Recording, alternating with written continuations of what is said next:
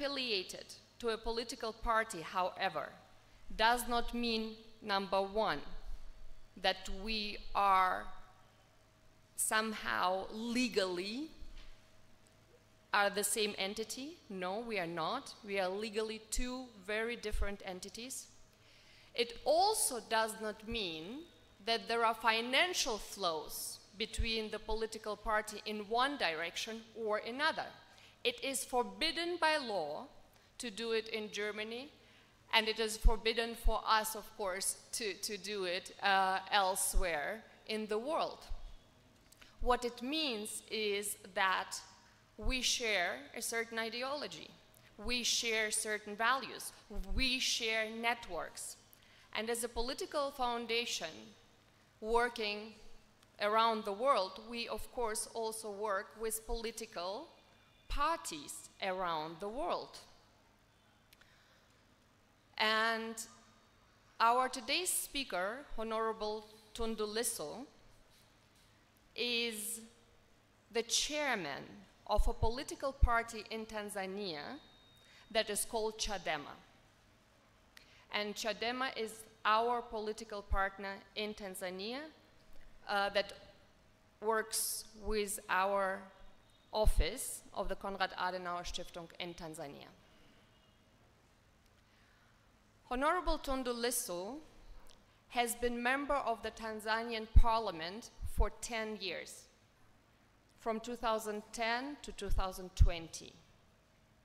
He has always been in very active politics.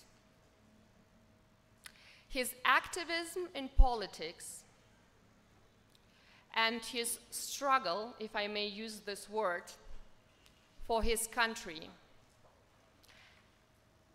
has almost cost him his life. This is a person who sits in front of you, who was rushed to a hospital in Kenya from Tanzania after having been shot at 16 times. 16 bullets in his body. The fact that he is seated today in front of us is a miracle.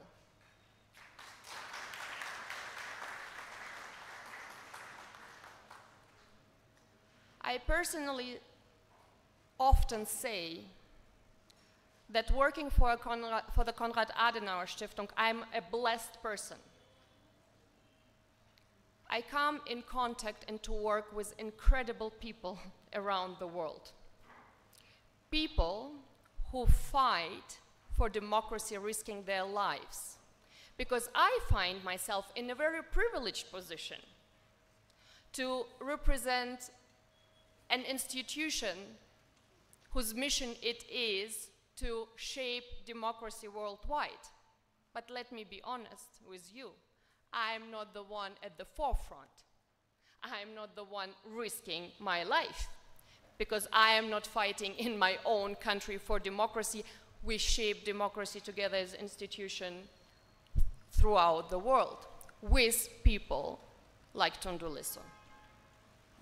I have in front of me a book that is called Parliament and Accountability in East Africa, a book that Tundu Lissu has written while recovering in Europe from the attack on his life for his political work.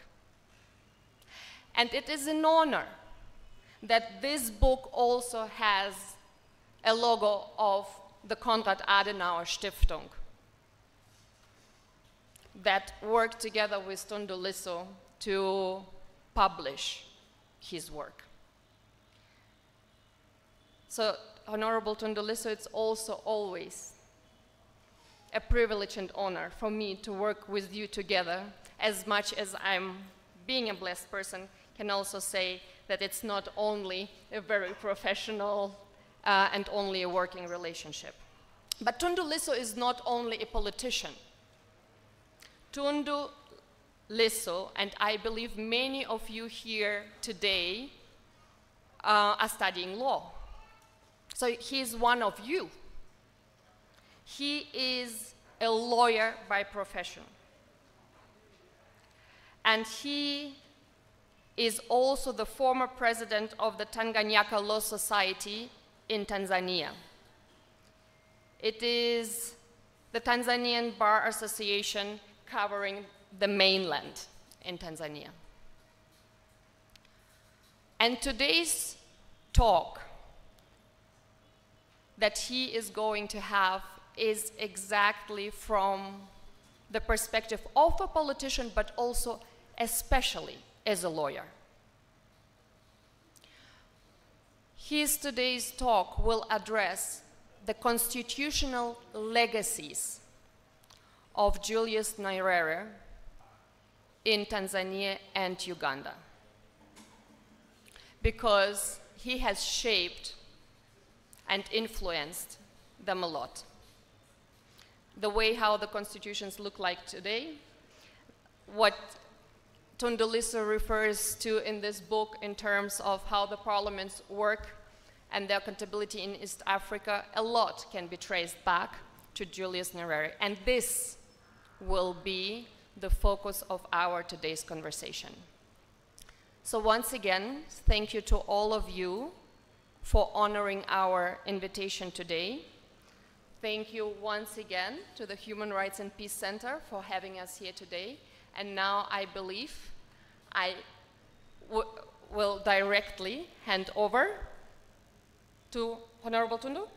Ah, sorry, and please come. Thank you very much.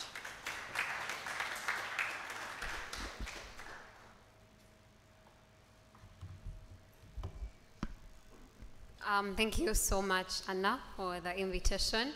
Good afternoon, everyone. As earlier introduced, my name is Annie Maria Adikin, and I serve as President Makerere Law Society, and it's a pleasure. I'll be your moderator today. First of all, I'm very overwhelmed to be the moderator today after Anna told us of Honorable's legacy. It's an honor, and can we kindly give him a hand of applause? It's one thing to aspire to change the world and impact our countries in different ways, but it's another thing to be at the forefront. And I think our young people, especially here, need to hear that it's important to be at the forefront, at the fight for democracy. We look forward to listening to you, Honorable. And without further ado, I'd like to listen to you, the students would like to listen to you in this regard about the legacy of another great man in East Africa, Julius Nyerere. Could you kindly tell us how his legacy has shaped Tanzania's constitutionalism and Uganda?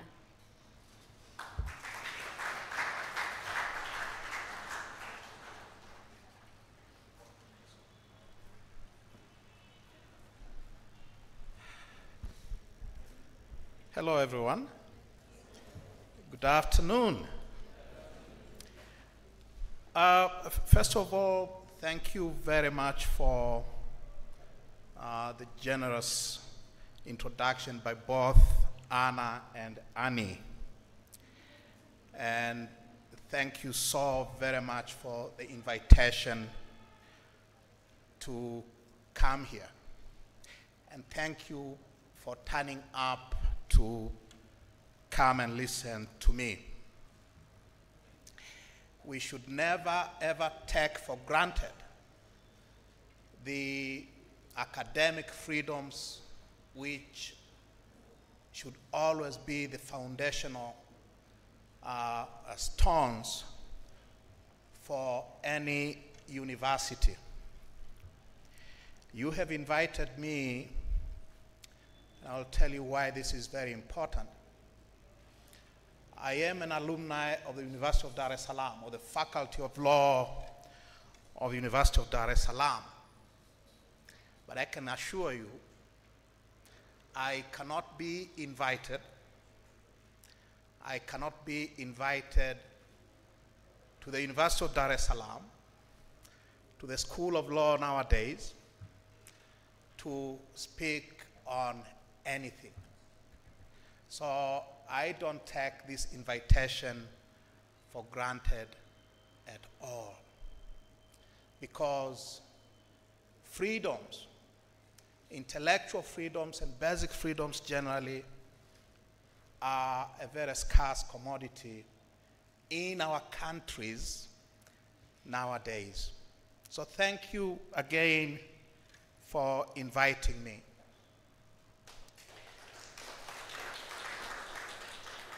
I first came to Uganda and to this great university and to the then Faculty of Law, Makerere University, in early December of 1992. It was my very first trip out of Tanzania. I was a second-year law student from the Faculty of Law of the University of Dar es Salaam. That was more than 32 years ago. The occasion then was the East African Law Students Conference, organized and hosted by the Makerere University Law Society. And so, Madam President, Madam Chairperson, after a 32 years hiatus, I'm very happy to reconnect with the Faculty of Law, Makerere University again. Today, I return here 32 years later as the recently elected chairman of the largest opposition party in Tanzania and a political figure of some notoriety, if not in East Africa, certainly in Tanzania. Anna has told you of my trials and tribulations. It has been a very long and a very interesting 32 years, if you ask me. Please allow me to speak a little about this university. And I do this not because you don't know what this university is all about, but because we always need to remind ourselves of the traditions, of the great traditions that our universities represent for our countries and our societies. Makerere holds a very special distinction in the history of East African countries and societies that perhaps no other institution of higher learning in the region does. Growing up as I did in rural central Tanzania, where I was born and raised, the elders spoke of Makerere in hushed tones. When they said, "Huyu ametoka Makerere," this one comes from Makerere, it was a statement that needed no elaboration, and it demanded instant respect. To be associated with Makerere,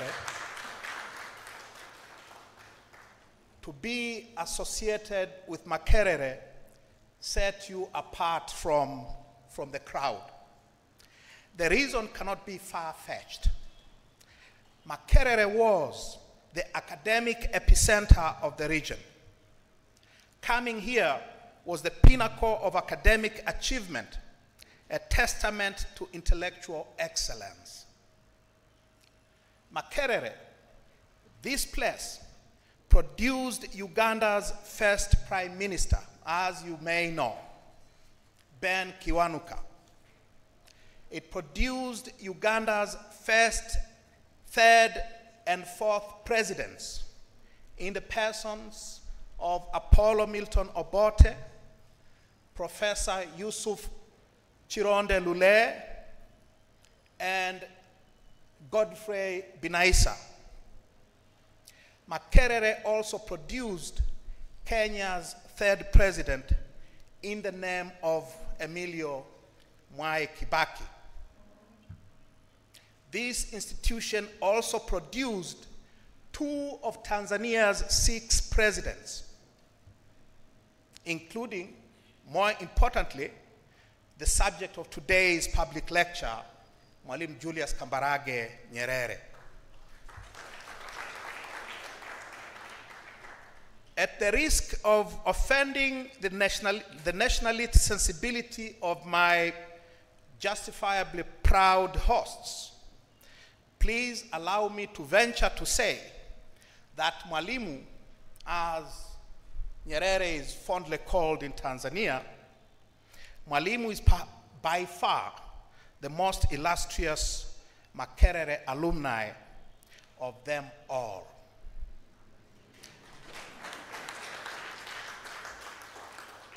But I should not get ahead of my story, because I need to speak about, to justify the subject of my lecture today. What is it about Mwalimu Julius Kambarage Nyerere and Uganda?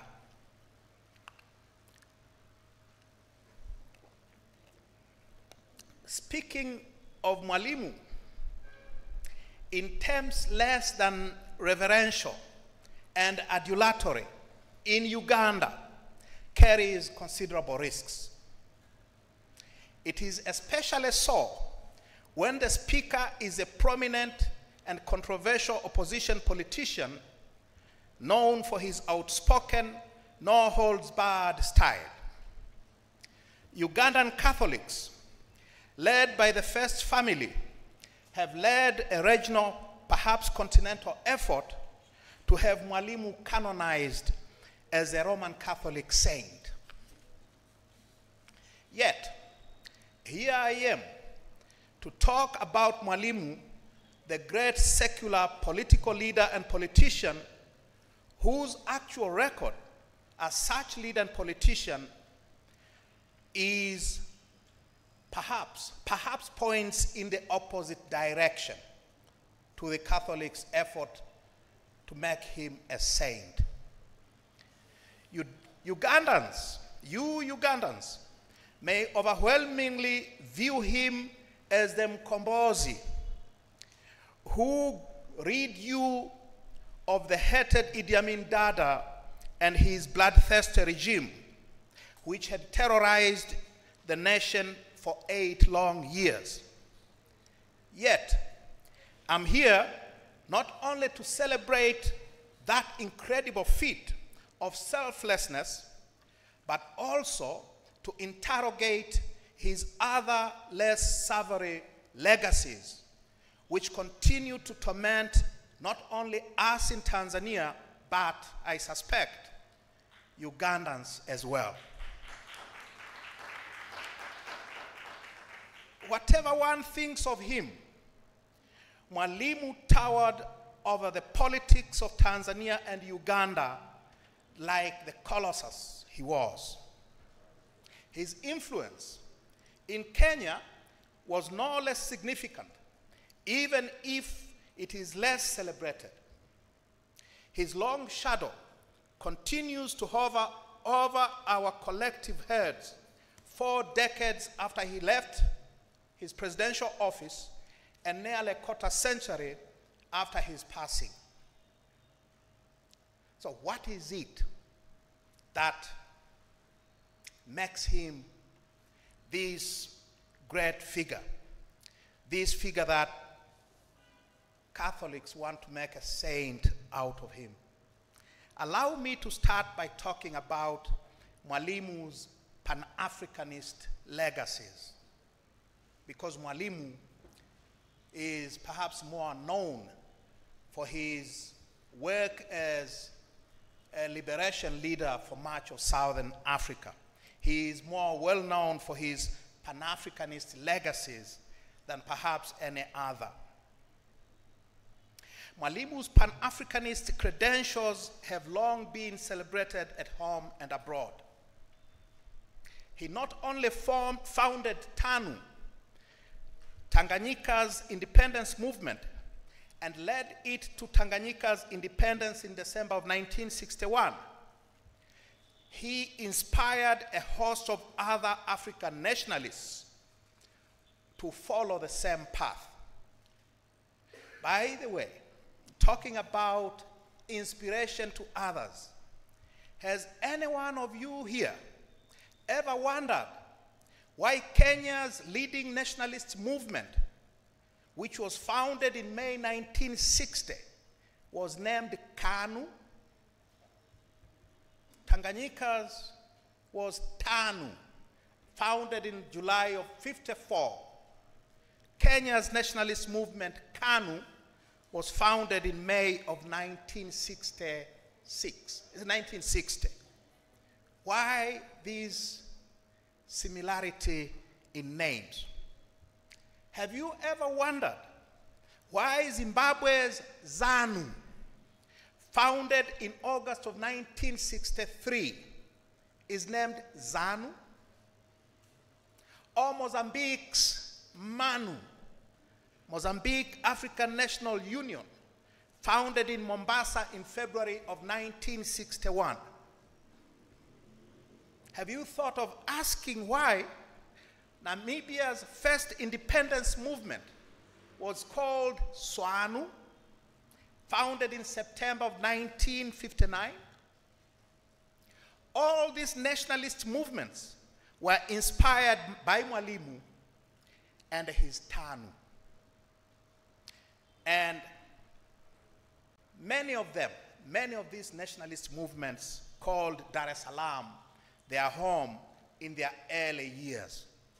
Dar es Salaam of the 60s and the 70s was the base for many of these parties. This is because when the Organization for Africa Unity, OAU, the forerunner to today's Africa Union, was founded in Addis Ababa in May of 1963. It chose Dar es Salaam and Tanzania as the headquarters of the OAU African Liberation Committee to coordinate the liberation struggles which were beginning to take off in much of Southern Africa. The first of Africa's political refugees to settle in Tanzania were therefore not Obote and fellow Ugandans who were kicked out by Idi Amin in 1971, but the Southern African exiles of the early 60s, such as ZANU's first president, Herbert Chitepo, who also happened to be Tanganyika's first African Director of Public Prosecutions. Mozambican exiles, such as Frelimo's first president, Eduardo Mondlane, and the second president, Samora Machel, also had their homes and bases in Dar es Salaam and in Tanzania, as was the case with leaders of SWANU and later SWAPO. When the frontline states were established following the collapse of Portuguese colonial rule in 1975, Mwalimu became the chairman of the frontline states, the position he held until he relinquished his political powers in 1985. So Mwalimu's Pan-Africanist credentials are very well established. What about his constitutional legacies, the subject of today's talk? While his Pan-Africanist legacies are well known and have been widely acknowledged, his contributions in Africa's constitutional development is less so, but it was no less significant. Mwalimu may rightly be described as one of the founding fathers, not only of the modern African nationhood, but also one of the progenitors of Africa's constitutional authoritarianism, which has blighted the African political and constitutional landscape for decades. The authoritarian state that is personified by what Professor Okoth Ogendo, Kenya's leading constitutional scholar, called the imperial presidency, was largely created in East Africa by Mwalimu Nyerere. So while we know much about his Pan-Africanism, his contribution in the development of authoritarianism founded on the constitution of the state is well less known, but it is absolutely significant. Mwalimu took his cue from Ghana's Kwame Nkrumah, his Pan-Africanist rival on the continent. He took his cue in the constitutional development of the continent from Dr. Kwame Nkrumah.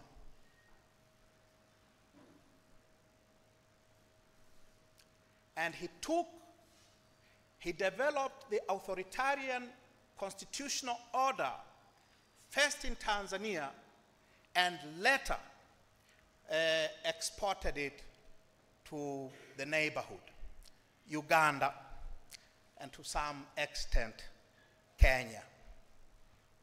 Starting with the Republican Constitution of Tanganyika of 1962, Mwalimu created the imperial presidency, which, as I've said, was very well described by Professor Hastings Okoth Ogendo in a 1993 paper. Mwalimu's republicanism led to the abolition of chiefdoms in Tanganyika. And I know, speaking in Uganda, how the issue of Uganda's kingdoms has been touchy all these years. He did not only destroy chiefdoms. Mwalimu's republicanism also subjugated parliament, creating what has been described as largely a rubber stamp, turning an institution which had been the most powerful institution of state at independence into an extension of his ruling party. Mwalimu's appetite for totalitarian control led to the disbanding of independent trade unionism in 1964, the dissolution of peasant cooperatives in 1966, to the suppression of multi-party democracy in 1965, and the state control of the economy after the Azimio la Arusha 1967, the suppression of independent press in 1969-70, and the dissolution of elected local government system in what was essentially an Orwellian decentralization policy in 1972. And soon after the dissolution of local government, Mwalimu and his TANU embarked on what James Scott, a scholar of peasant societies, has described as, quote unquote, the largest forced resettlement scheme undertaken in independent Africa up to that time. By the time that resettlement scheme ended in 1977, over 9 million rural Tanzanians had been forcibly removed from their ancestral lands and relocated in Ujamaa villages, which were run by government-appointed managers. By this time, too, independent student unions in the country's sole university had also been suppressed, and their place was taken by the state-controlled student organization, which was run under the auspices of the sole ruling party then, TANU, and later CCM. And therefore, when we speak of Mwalimu and his constitutional legacy, first and foremost is the creation of these authoritarian Leviathan, the state which hovered over the life of the nation like no other.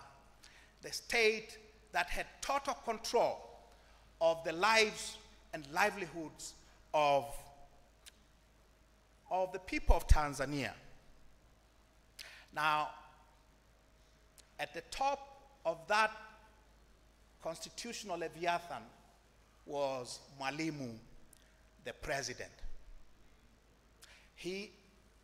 Under the constitution he created, Mwalimu literally became above the law, and he was accountable only to his God. He was not only the head of state, he was the commander-in-chief of the armed forces, he was the head of government, he was the appointing authority of all judges, of all members of various constitutional and statutory commissions. He appointed all heads of civil service departments, of government-owned state corporations, of institutions like the central bank and public universities. Until he left, Mwalimu was the chancellor of the University of Dar es Salaam.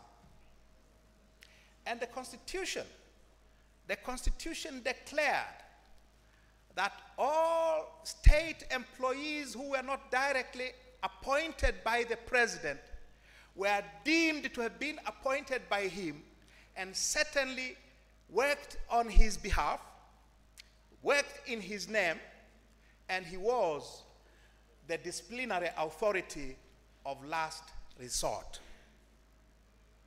Over and above that, the president appointed all judges and justices of the country's Court of Appeal.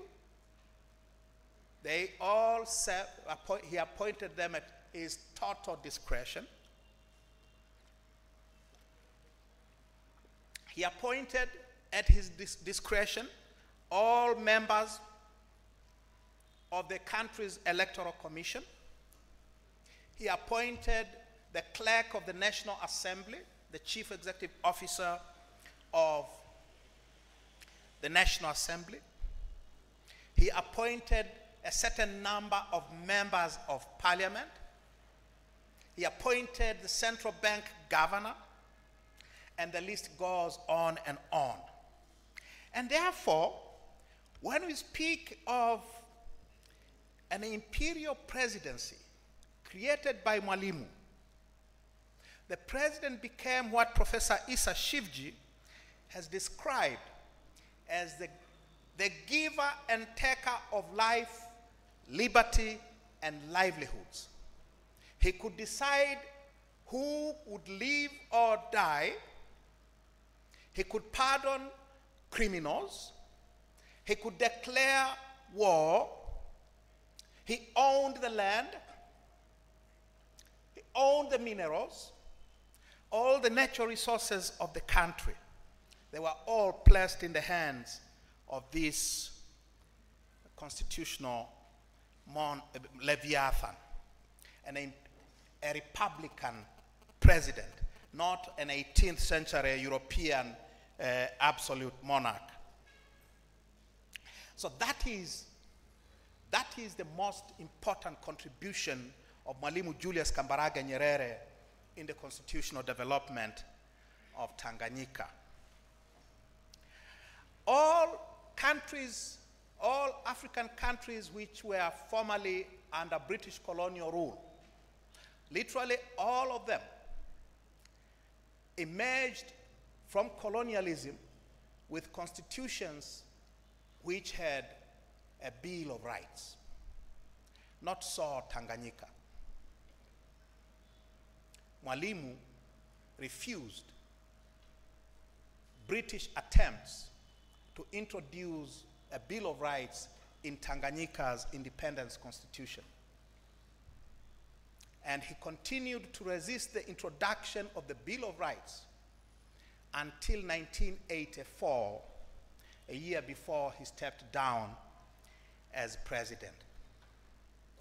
he always argued that we do not need a law that prescribes limits on the government. We should not create constitutional straitjackets. We should not introduce constitutional limits to the power of the government and the power of the president, because the state, in Mwalimu's view, was this benevolent institution whose mission was to bring development to the people. And therefore, he argued it should not be encumbered by a Bill of Rights. The courts should not be given the power to curtail the government's mission of bringing development to the country and the people. So by 1985, when he left office, the people of Tanzania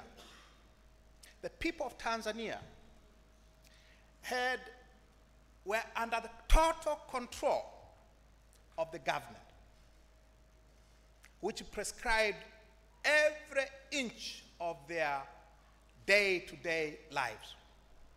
Growing up as a child, you only went to government school, a government primary school. You only went to a government hospital. You only went to a government secondary school. You shopped in a government-owned shop or an Ujamaa village shop.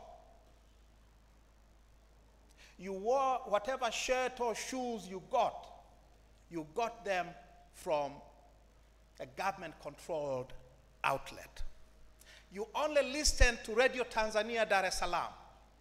If you happen to be in towns such as Dar es Salaam, you only read government-owned Daily News or CCM-owned Uhuru newspapers. There was, beyond those two newspapers, there was nothing. There was no television, nothing.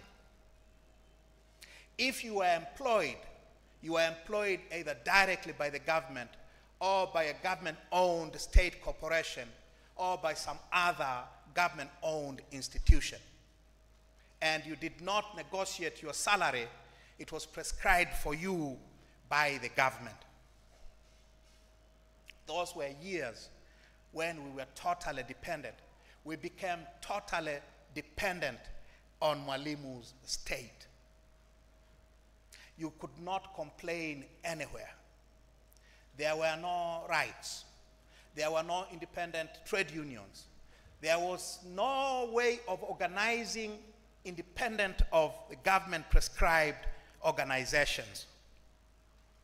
There were years of permanent shortages of everything from sugar and soap and everything that you take for granted when you go down to Wandegeya to shop. Right? And it all came down from this monolithic state that Mwalimu created. Talking of our politics, of Mwalimu's politics, one of the most characteristic features of our politics under Mwalimu was something that you should know very well, being Ugandans: the militarization of politics and the politicization of the armed forces. I've been reading these past 2 days, I've been reading somewhere of a Ugandan professor, perhaps from this university, complaining that UPDF, Uganda People's Defense Forces, have someone called the political commissar. And that professor, the learned professor, alleges that there are only 2 countries in the world which have political commissars in their armed forces: Putin's Russia and Xi Jinping's China.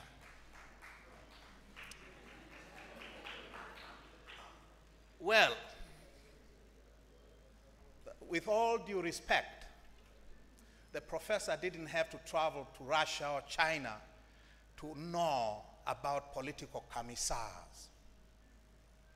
From 1964, when the Tanzania People's Defense Force, TPDF, yours is called? UPDF, right? Where did you get UPDF from? From 1964, when Tanzania People's Defense Forces were established following the army mutiny of January 64, the Tanzanian armed forces have always been heavily politicized.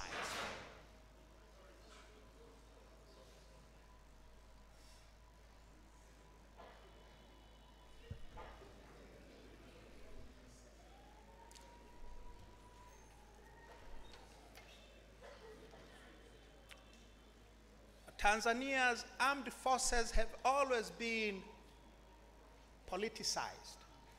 Tanzanian politics have always been militarized. It cannot come as a small wonder then that of Tanzania's 6 presidents, one, Jakaya Kikwete, was a very senior army officer. Of Tanzania's 6 or 7 prime ministers, 2 of them were very senior military officers. They include one Chief Justice who was a Major General in TPDF.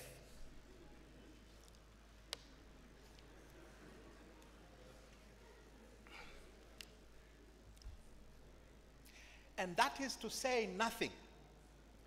That is to say nothing of possibly hundreds of senior army officers who have served in various capacities in politics and in civil administration as ministers, as regional commissioners, as district commissioners, as heads of government parastatals, and so on and so forth.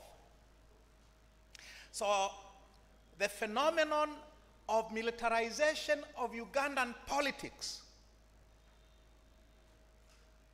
and the politicization of your UPDF, I dare say, have nothing to do with Putin or Xi Jinping. They have everything to do with Julius Kambarage Nyerere and Tanzania. Where did Yoweri Museveni grow up? All of you know that he went to Dar es Salaam, to the University of Dar es Salaam. Very few of you know that he literally lived in Mwalimu's State House. What happens when Mama Maria Nyerere comes to town here? Mzee and his entire family come. He doesn't wear that big hat of his in Mama Maria's presence. He literally grew up under Mwalimu's wings. And all this revolutionary adventurism of his started in Tanzania. And therefore, you should not be surprised that your armed forces are Uganda People's Defense Force, like his beloved Tanzania People's Defense Forces. Now that is a direct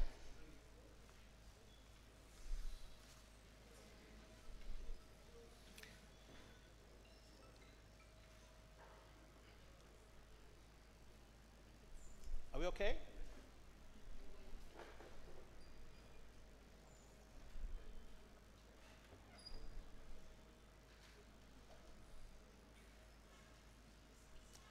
The oversized role that your armed forces play in today's politics in Uganda were almost wholly borrowed from Tanzania.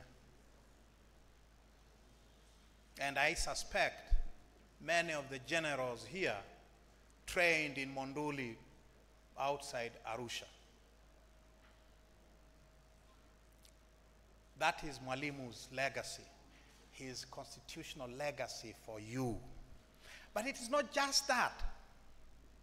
Let's go back to the early 60s. When Uganda gets independence in 1962, in October of 1962, Tanganyika is only 2 months from becoming a republic. Mwalimu is in the process of carrying out a constitutional coup, changing the country's entire constitutional order from a parliamentary democracy he had inherited in 1961 at independence to a republican form of government with an executive president at its head. So Uganda gets independence when Tanganyika is becoming a republic with an imperial president. When Uganda gets independence, there is already in East Africa, there is already in Tanganyika, a ready model of governance which gives whoever is in power, whoever is in control of the instruments of state, real powers. Now you know, because you're here, you know that the constitutional settlement that was negotiated at Lancaster House made Uganda a federal state with kingdoms, with districts, and the territory of Mbale, right? Uganda's federalism was very well established in the constitution and entrenched. You could not change the federal character of the Ugandan state except with very high majorities. It made for a very complicated system of government. It made for political leaders who were severely constrained in their ability to deploy power. And because of Uganda's ethnic demographics and that complicated constitutional settlement, it was very difficult to change that system into a republican form of government with a kind of ease that had characterized the transformation of Tanganyika into a republic in 1962. So to transform Uganda into a republic with an executive president required a military coup by Milton Obote in 1966, in February of 1966. You should know this history, I hope. What is the constitutional order that Obote imposed? The so-called Pigeonhole Constitution of April 1966. If you look at the Pigeonhole Constitution and the Constitution of 1967, which was adopted a year later, one thing stands out: the imperial presidency. The imperial presidency that Mwalimu Nyerere had created for Tanganyika with the Republican Constitution in 1962. Milton Obote required the assistance of Uganda Army led by a colonel, later Brigadier Idi Amin, to create that Republican constitutional order with an executive president. The order that emerged out of that coup and the two constitutions was in all fundamental respects a reflection of the constitutional order that had ensued in Tanganyika after the Republican Constitution was adopted in 1962. Imperial president, a president who could appoint literally anybody of any consequence in Tanzania, in the country, in Uganda. And the same model was adopted when Idi Amin threw out Milton Obote in 1971, It was carried over into Yusuf Lule's government after Amin was kicked out with the Musaada wa Wakombozi from Mwalimu 1979. It was institutionalized again in Obote II. And who can say today, with Yoweri Museveni and your constitution of 1995, who can say that Uganda does not have an imperial president under the current constitution? All that, my argument is, all that was inspired by Julius Kambarage Nyerere. And you know, he did not only inspire constitutional development in that direction, he also interfered massively in Uganda's internal political processes. Anyone doesn't know this? He did not only overthrow Idi Amin, he installed Professor Lule, and when Lule started acting too independently, he had him removed, all right, in Mwanza. You should read Professor George Kanyehamba's book on the constitutional development of Uganda. He tells the story of how Lule was removed. They were all summoned in Mwanza, and the deal was done. Interfered heavily in Uganda's internal politics. He paved the way for the return of Milton Obote II through the halfway house called Paulo Muwanga and his defense minister, one Yoweri Kaguta Museveni. So whatever you think of Milton Obote, whatever you think of what happened during those 5 painful years, from 1980 to 1985, to July 85, when Obote was once again thrown out by the army, you should never forget that Obote's return for the second time was engineered by Mwalimu Nyerere. And therefore, he bears a not small contribution in the torment that Uganda went through during those years. And he was also, as I said, the political father figure of your current president. The one thing that we should not blame Mwalimu for, I think, as I said, he was a great man. One of the things that testified to his greatness was his decision in 1985 to relinquish power voluntarily.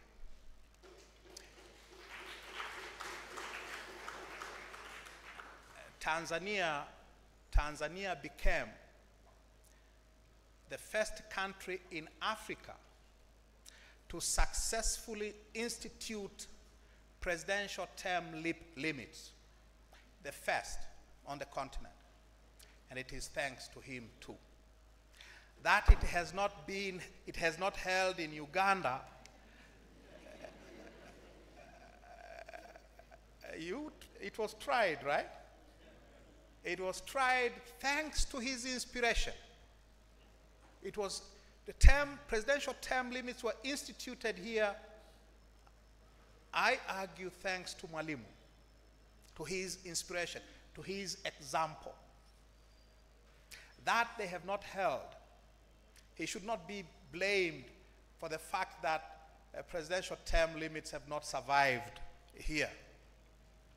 Maybe if we say that he contributed in a way because of the imperial presidency that he inspired here and elsewhere. But his introduction of presidential term limits has held in Tanzania and has been adopted in almost every other constitution you can think of in modern Africa. even if in a few countries there has been a backsliding. So we can thank Mwalimu for presidential term limits, the constitutional legacy of Mwalimu. What else? What else?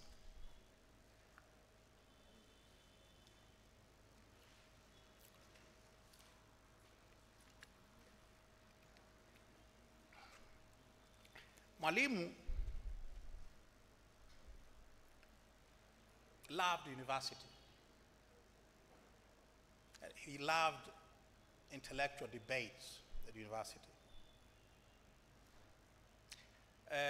During his long tenure in office, Mwalimu encouraged academic freedoms at the country's sole university. He loved going to the university to battle it out with students and faculty. He allowed freedom nowhere else. You had no right to speak anywhere else but the university. If you go today to the University of Dar es Salaam today and to our universities beyond Dar es Salaam, that great tradition of academic freedom has been lost. Today, our universities have become jailhouses where academic freedom is imprisoned. Mwalimu let it flourish. And standing here today at Makerere, his alma mater, I urge you all to protect that one distinguishing factor that characterized Mwalimu and his university: intellectual and academic freedom. Fight to protect your right to speak, right to protect your academic freedoms here in this great university. So let me finish. Let me finish so that we may ask questions. What do we make then of Mwalimu?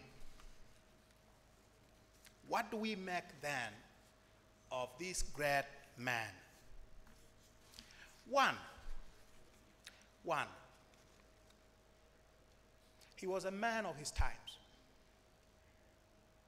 The period of the 1960s was a period of what scholars have described as dirigisme. I don't know if I pronounce it correctly. It was a period of state control of the commanding heights of the economy. It was a period of the state as a provider of social services, not just in Africa, but it started in Western Europe, and that is why Mwalimu counted as his close friends all Western social democrats, from Willy Brandt in Germany to Sweden's Olof Palme, and the British labor leaders of the period. So he was a man of his period, a man of his times. Number two,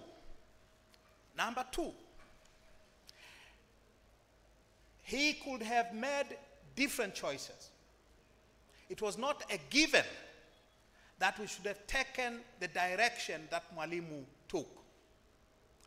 Seretse Khama of Botswana, who led his country to independence in 1965, did not take that road.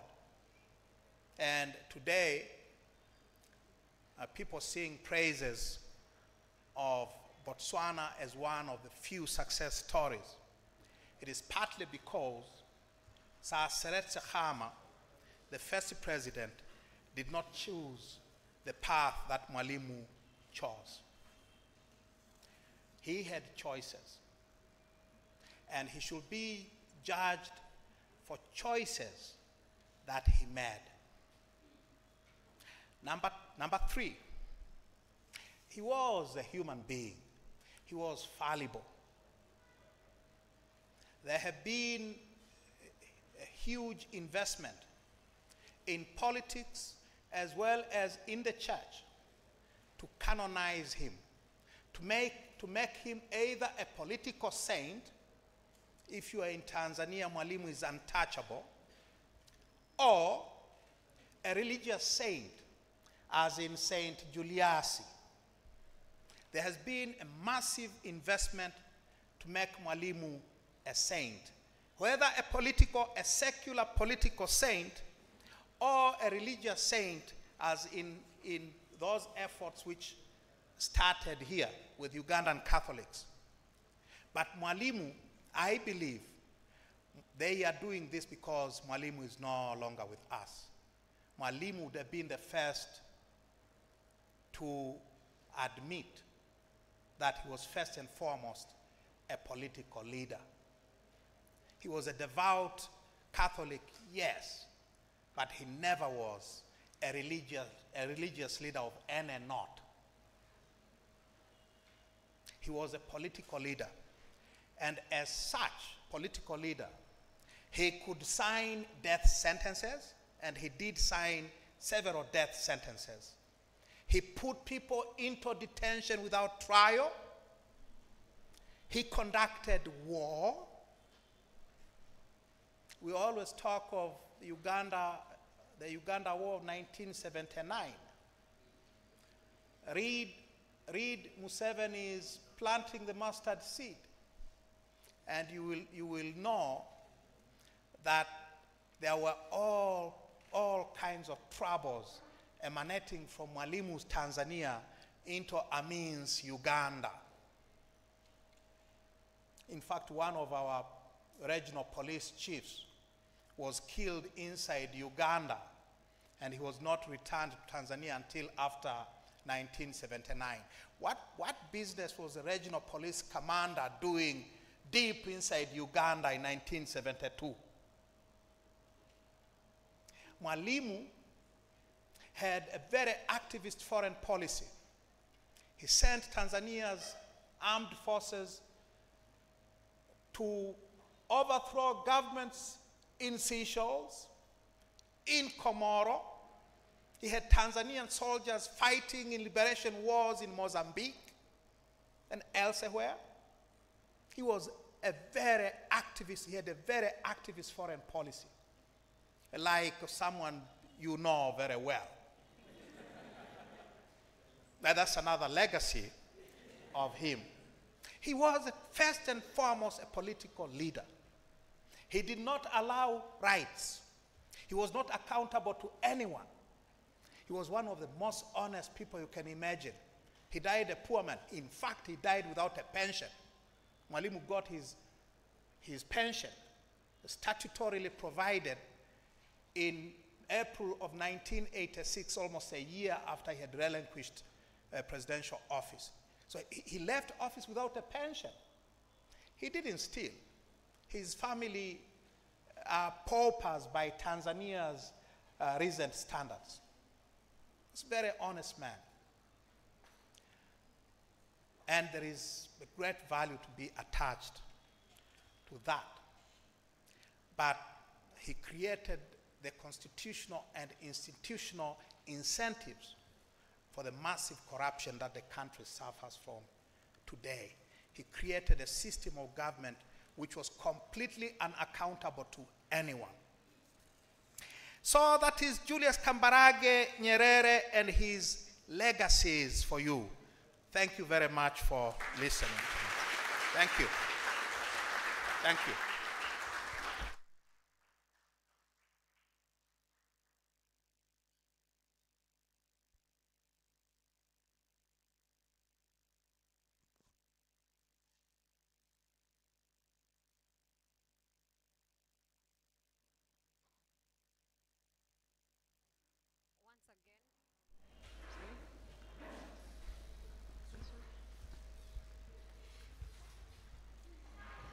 Once again, Honorable, I'm at a loss for words, and it's just an honor to get to hear the full story.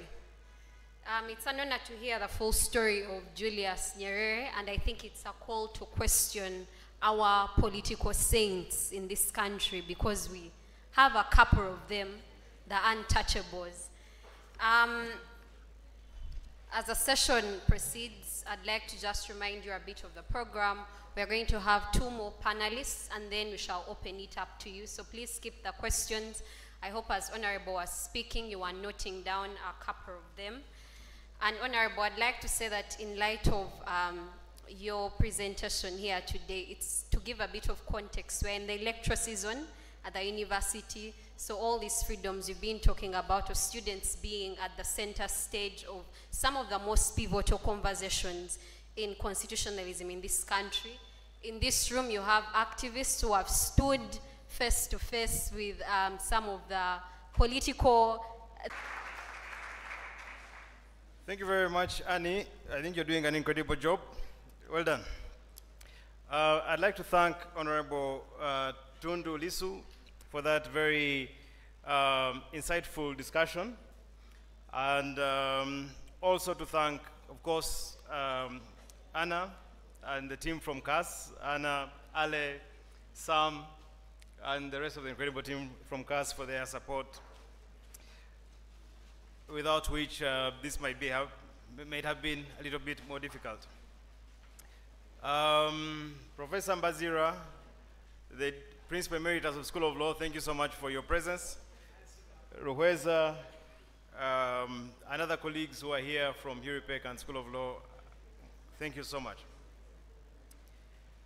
I start from where Honorable Lissu started, the idea of academic freedom and its importance. Today's discussion almost did not happen for a variety of reasons that I'm not quite at liberty to say. But let me say this. It's a very sad day if in a university a discussion of this nature cannot take place. It's a very sad day indeed. And if that doesn't happen, if that cannot happen at a university, then I think it's very difficult to call that institution a university. So for us really at the School of Law, and I would say Huripec, it's a continuing commitment to ensure that we continue to do what we can to ensure that Makerere University remains a university properly so-called.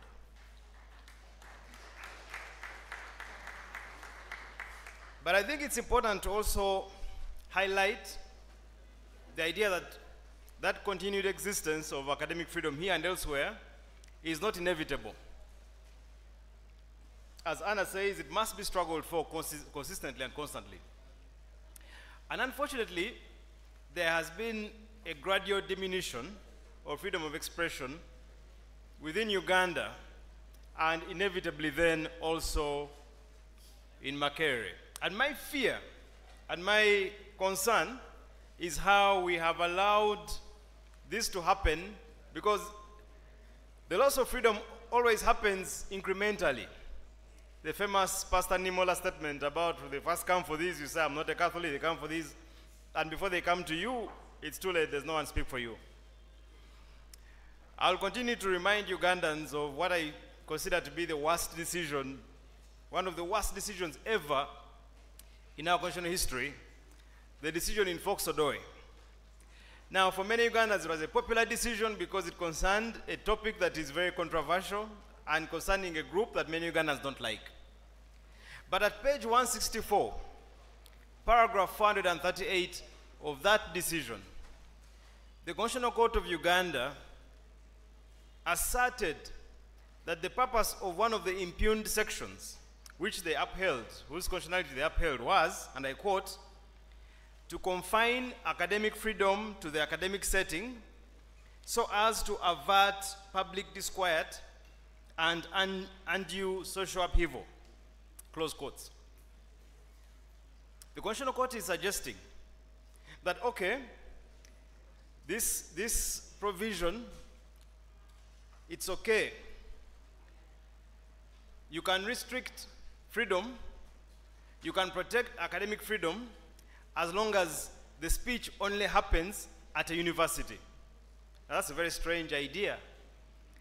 Do you stop being a teacher when you go out of the university? When you get out of the stage, do you suddenly transform? Do you lose that freedom? Or as a student, do you lose the freedom to speak because you have left the gates? If it's a virtual lecture, do you still, based on this reasoning, enjoy that freedom if you're not physical at Makerere? But the Constitutional Court also suggested that academic freedom is only protected as long as you're within the bounds of your expertise. That, of course, suggests that since some of the aspects today concern political theory and history, then perhaps Dr. Ruiz and I, and perhaps even our honorable guest, are not covered by that freedom according to its articulation by the court. Obviously very strange, very illogical, dangerous even propositions. But you see, they somehow went unheeded by the majority of us Ugandans because, well, it's a decision touching those people we don't like. But freedom is lost incrementally. And if it doesn't mean anything for those people we don't like, it means nothing for anyone. And my invitation to you all, to us all, okay, then it was about that, but you can see from some of the hints we're giving today that even that freedom within this university is under threat. So if one thought that you could preserve your freedom as long as you are in the gates of Makerere, evidently that may not always be the case. Okay, I think I'll leave it at that particular point. I had prepared a couple of rebuttals. I felt compelled to defend Nyerere and to offer some balance, and I had prepared a number of, I was going to be the advocate, not the devil's advocate, but the advocate of the saint. But unfortunately, Honorable Lissu's presentation was too balanced for me because he dealt even with the points I would have made to salvage or balance out the discussion. I had mentioned the frugality, the honesty of Mwalimu Julius Nyerere. Unfortunately, Honorable Lissu mentioned that. I had mentioned the fact that he left power peacefully in 1985, creating a precedent that has held for Tanzania to some extent and could have worked elsewhere. Again, very unfortunately, to my great discomfort, Honorable Lissu also covered that. So I'm at a bit of a loss. Let me just then make 4 quick points in terms of reflecting on some of the things that we have had. 1964 was a difficult year in East Africa because the mutiny that happened in Tanzania, Tanganyika, also happened in Uganda and happened in Kenya. I'd be quite interested to hear from Honorable Lissu the extent to which he feels that that overwhelming threat that was not just within Tanganyika but affected the broad range of ESC might have informed the greater militarization of Tanzania and, by extension, Uganda and Kenya. Certainly, 2 years after that is when we had the 66 invasion, and certainly, so because in Uganda you had a capitulation. Obote basically had negotiations with the army officers and gave in to most of their demands. Perhaps then they recognized their power, which was affirmed in 66 with the attack on the state. And then, of course, in 71, we see the soldiers deciding not to go through middlemen, but to take over power themselves. The second issue that I would personally look forward to Honorable Lissu reflecting upon or telling us his views about is the question of ethnicity. Especially when you compare Tanzania with Botswana, the case of Botswana. Sir Seretse was dealing with a comparatively monolithic state as compared to Tanzania and of course Uganda and even Kenya. Is it possible that the choices Mwalimu Julius Nyerere made in terms of a centralized state, abolishing chiefdoms, and other policies that created an imperial presidency at the cost of subnational autonomy, is it possible that perhaps that was informed by the specific instances, the peculiarities of the Tanzanian state, especially when it came to the multiple ethnicities?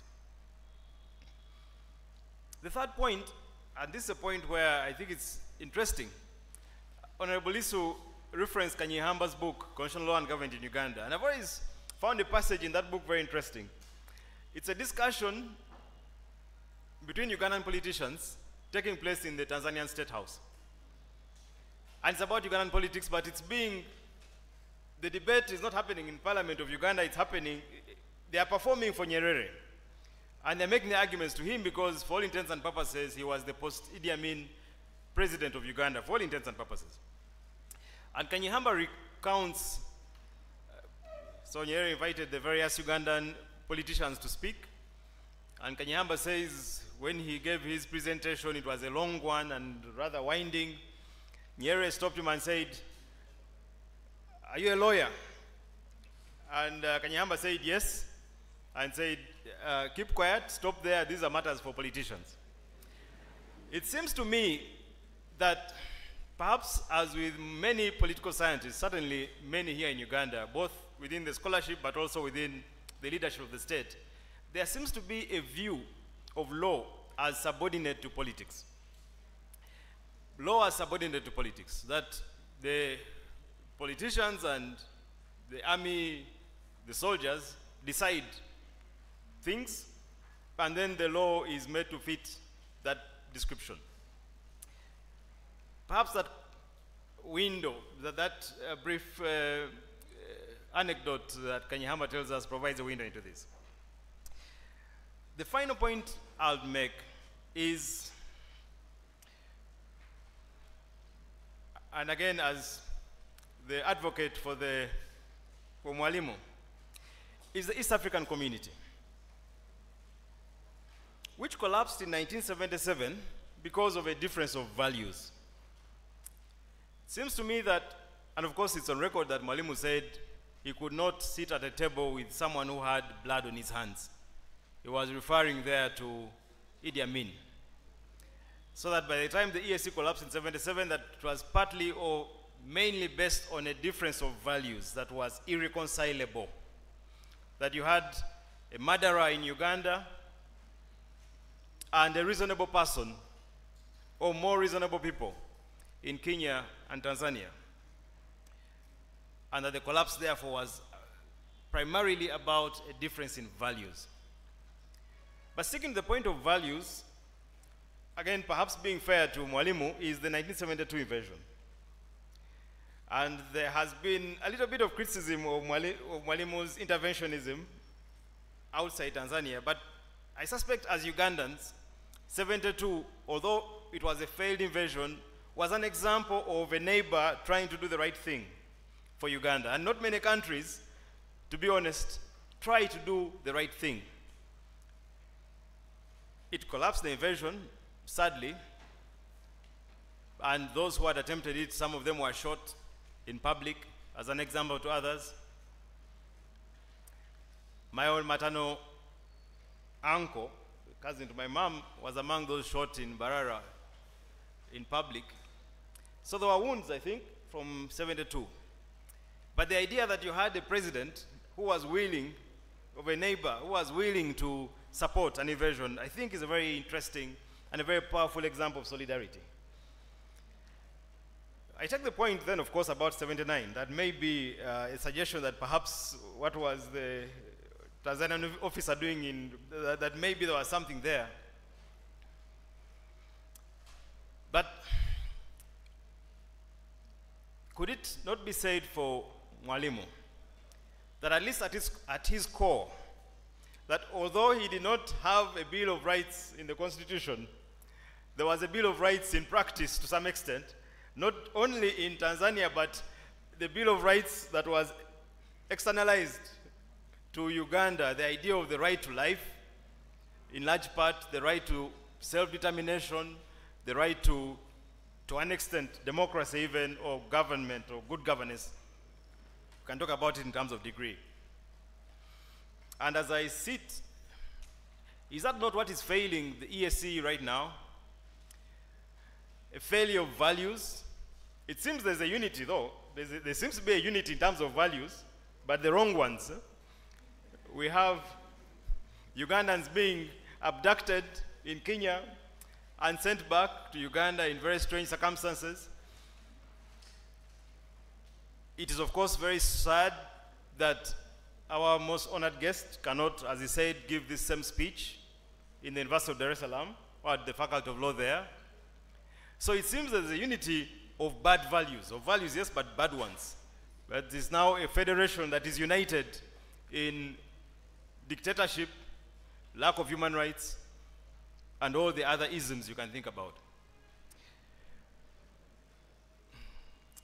Maybe, if Mwalimu Nyerere were alive today, perhaps the 2005 amendment of term limits, perhaps the amendment, the continued desecration of term limits might have been forestalled. Maybe he would continue to exert, I was talking to Dr. Ruweza, maybe he would continue to exert a certain mentorship to say maybe, look, Mzee Yoweri, please maybe, perhaps go and relax as I did.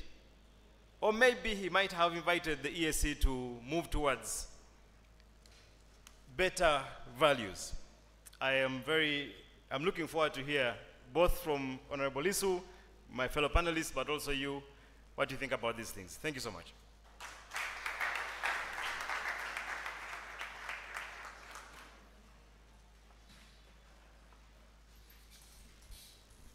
Thank you so much, Doctor. Every single time we listen to you all over again, it's a lecture of constitutional history and constitutional law. So I'd like to hear from Dr. Ruweza on this same topic. Doctor, you're most welcome.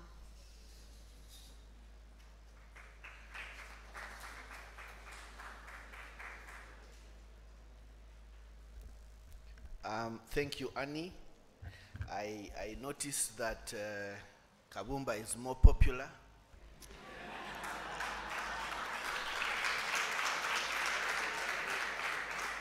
Because of the amount of clapping. And it seems some of us less known fellows, we can only ride on his popularity.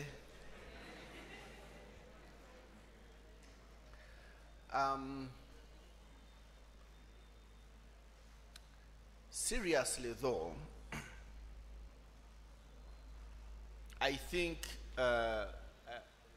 maybe I speak for myself, but partly also for BK, as we normally call him, that we've been caught, is it caught flat-footed? By the presentation by Honorable Lissu. Because for the longest time, we have held Mwalimu Julius Nyerere in the highest regard. Growing up, as we said, Honorable, growing up, we have only had good things to say about the powerful leader of East Africa. And so listening to your speech has gotten us shaken, at least gotten me shaken about what I can and cannot comment about. Because like you said, you started off very well and you built this powerful African leader who had done great things for the continent. and then you brought the conversation back home. And that is when I didn't know what to write anymore.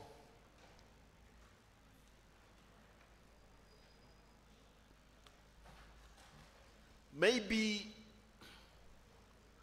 what I could start by saying is I do agree with you that first of all, conversations like these ones are important. They're important because they challenge all of us to be ready for the time when we have run the race. We shall be subjected to a time of evaluation of the impact of what we did and how we do it, especially in times like this. Number two,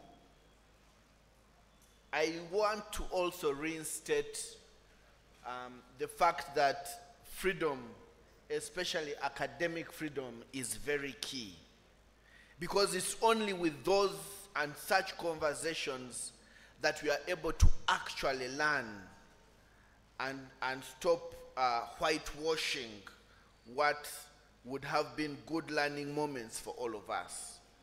Because there is no doubt in my mind that those who are listening to us today are going to go on to become very important players in the constitutional development and constitutional conversations, not just of Uganda, but clearly of East Africa and world beyond.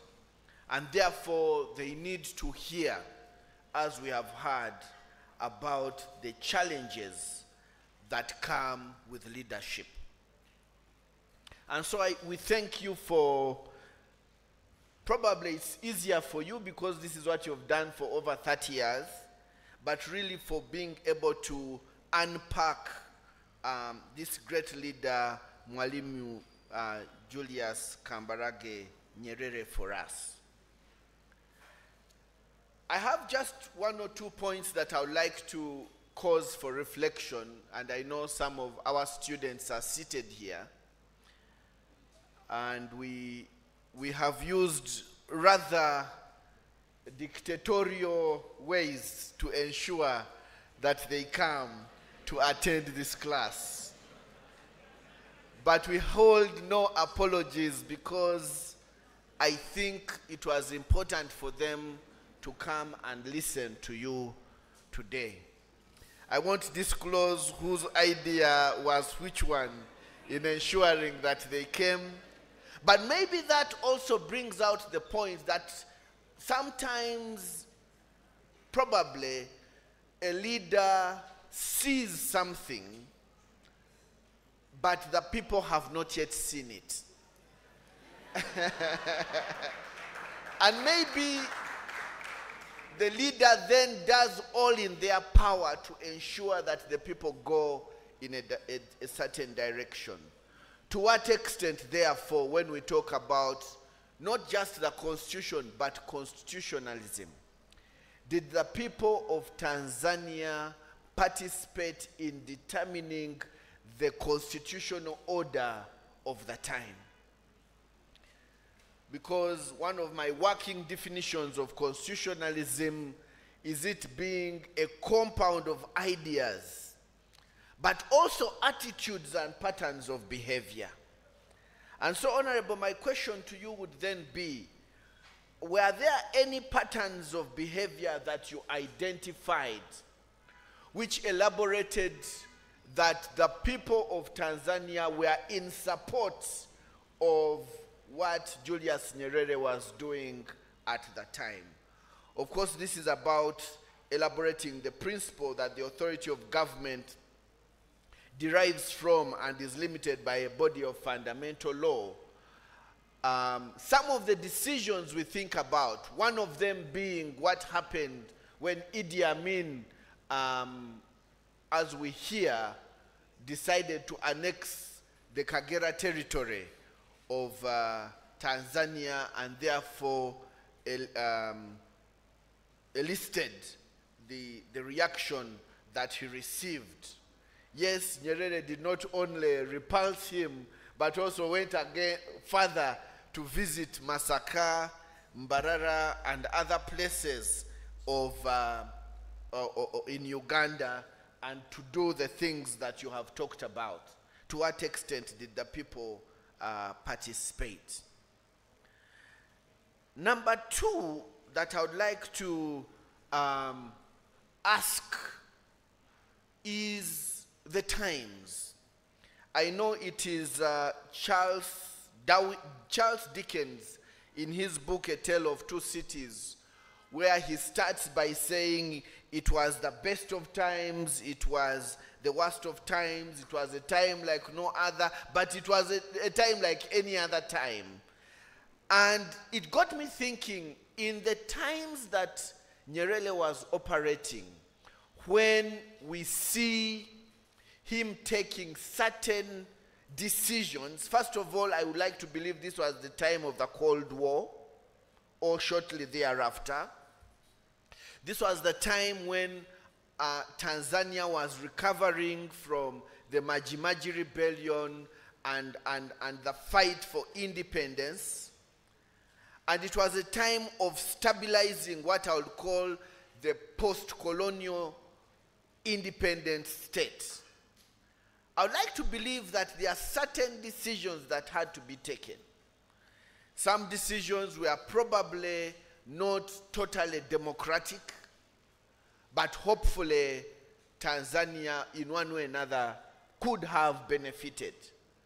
Do you think any leader in that time applying the things we teach about in the university, constitutionalism, democracy, do things the proper way, have a plebiscite, a referendum to decide whether to do what you need to do. Do you think Tanzania at that time would have benefited from that kind of methodology? Or is there room for us to excuse Nyerere? And this is said from a person who has been an erstwhile supporter of Mwalimu. And I just want to know whether that is something we could think about. And I said this, as you mentioned in your paper, regarding the specific times when Tanzania now comes up as a leader of the frontline states that were using undemocratic, unconstitutional, military means to support those frontline states in their push for independence. I guess what I'm asking, can we excuse him because of the times? Number three is a point of reflection for me. And those of you who know, you always hear me talk about my book. And in that book, we don't teach that at the university. I reflect on the place of mentorship. And from your conversation, Honorable, I can clearly see that many leaders followed and were mentored by Julius Nyerere. And I would like to ask whether the mentorship was correct or wrong. What has happened today? In your opinion as a political leader, to what extent do you see mentorship playing a role in helping young people, erstwhile politicians, to become the politicians that are necessary for the 21st century and beyond? I take a lot of exception to some of the political leaders we have today. And of course the question is, what is Rukweza doing about it? I am doing something about it right now. Have we lost out on mentorship? Because I can see from your story everything that President Museveni, for example, has done can in one way or another be attributed to the mentorship that he received from President Nyerere. Is there, for example, in Tanzania, serious mentorship taking place? For example, I heard a story that former President Jakaya Kikwete was interested in becoming president. And the story we hear is that Julius Nyerere called him aside and said, he referred to him as a young man and said, young man, allow the likes of, what was the, Mukapa, and there was another one.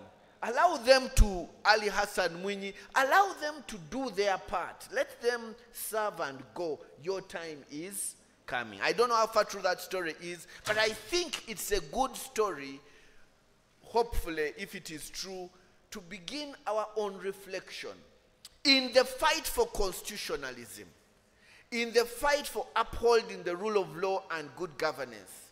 To what extent has there been support from the elderly, those who've been there to help our people who want to become leaders? Lastly, you mentioned something regarding the financial legacy of Julius Nyerere's family, or his family as a result of his legacy.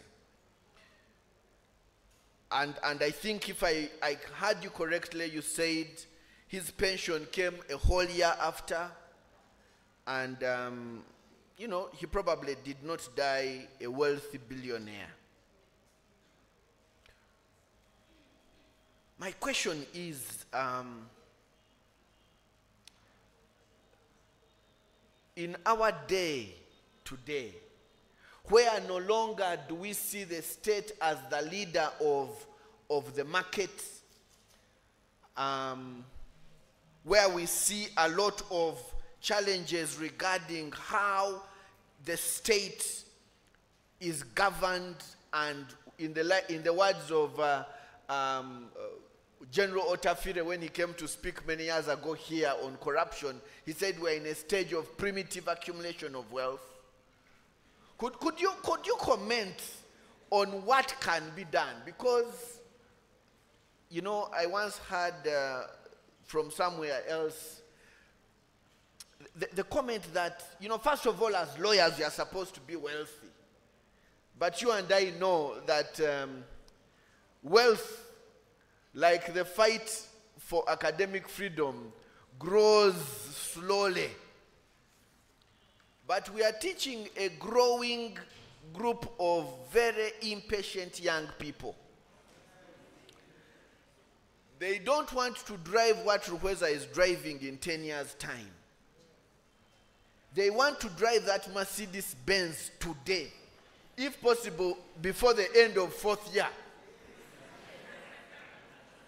And that for me is important. So in the broader scheme of things, the people who are supposed to lead all these conversations on good governance, the fight for corruption, and so on and so forth, are also impatient to resolve the financial question. Maybe you could comment on that. What, in your view, do you think would be the way forward? Lastly, I would like everyone here to stand and celebrate you, especially for the great sacrifice of those 16 bullets. If you would kindly...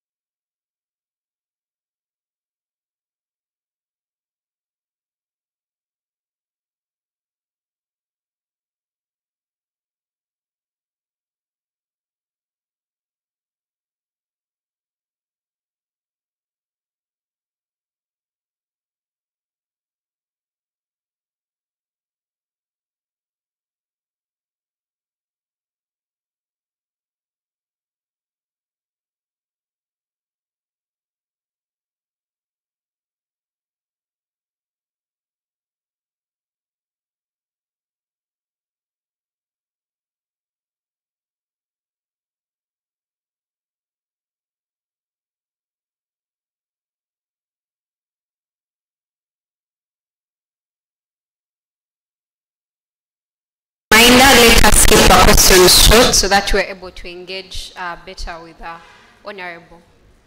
Thank you, Anne, and thank you, my friend Anna Reisman. It's a pleasure to meeting you. I was once a postgraduate training intern at Conrad Adenauer Stiftung, and that's where I happened to first of all have met your first book, Mr. Tundu Lissu. I read it from CAS offices. My name is Musana Jafari, the National Mobilization Secretary of the newly formed political party called RPP, Revolutionary People's Party. And I'm a Makererian. We are talking about Museveni having gone to where? To Tanzania. And, you know, he was well relinquished with knowledge and information. And he came. My question is, where did President Museveni throw the notes that he learned from Tanzania? Because Mwalimu Julius Kambarage Nyerere taught him all those things, you understand? For instance, peaceful, living power peacefully. Mwalimu did that. So where did Museveni leave the notes of living power peacefully? Then number two, John Locke, he wrote a book, The Second Treatise of Government. We were looking, or we are talking about the interaction between law and politics. And that's where I'm going. John Locke talked about a legitimate government, whereby you have to use the law. Hello, I'm sorry to interrupt, but let us next skip time the question. I kindly ask, because this is an intellectual debate. Next time you have to upgrade us. Thank you. Once again, one question per person and get straight to it. Oh, thank you so much, Honorable Tundu Lissu. It has been an insightful discussion, and I have a question I'm going to summarize. We have heard of Julius Nyerere. We have heard of the good stories about him. But what has hindered the information that we have heard from Honorable Tundu Lissu? What has hindered the masses from speaking evil or ill about him, that they want to prioritize him to be a saint?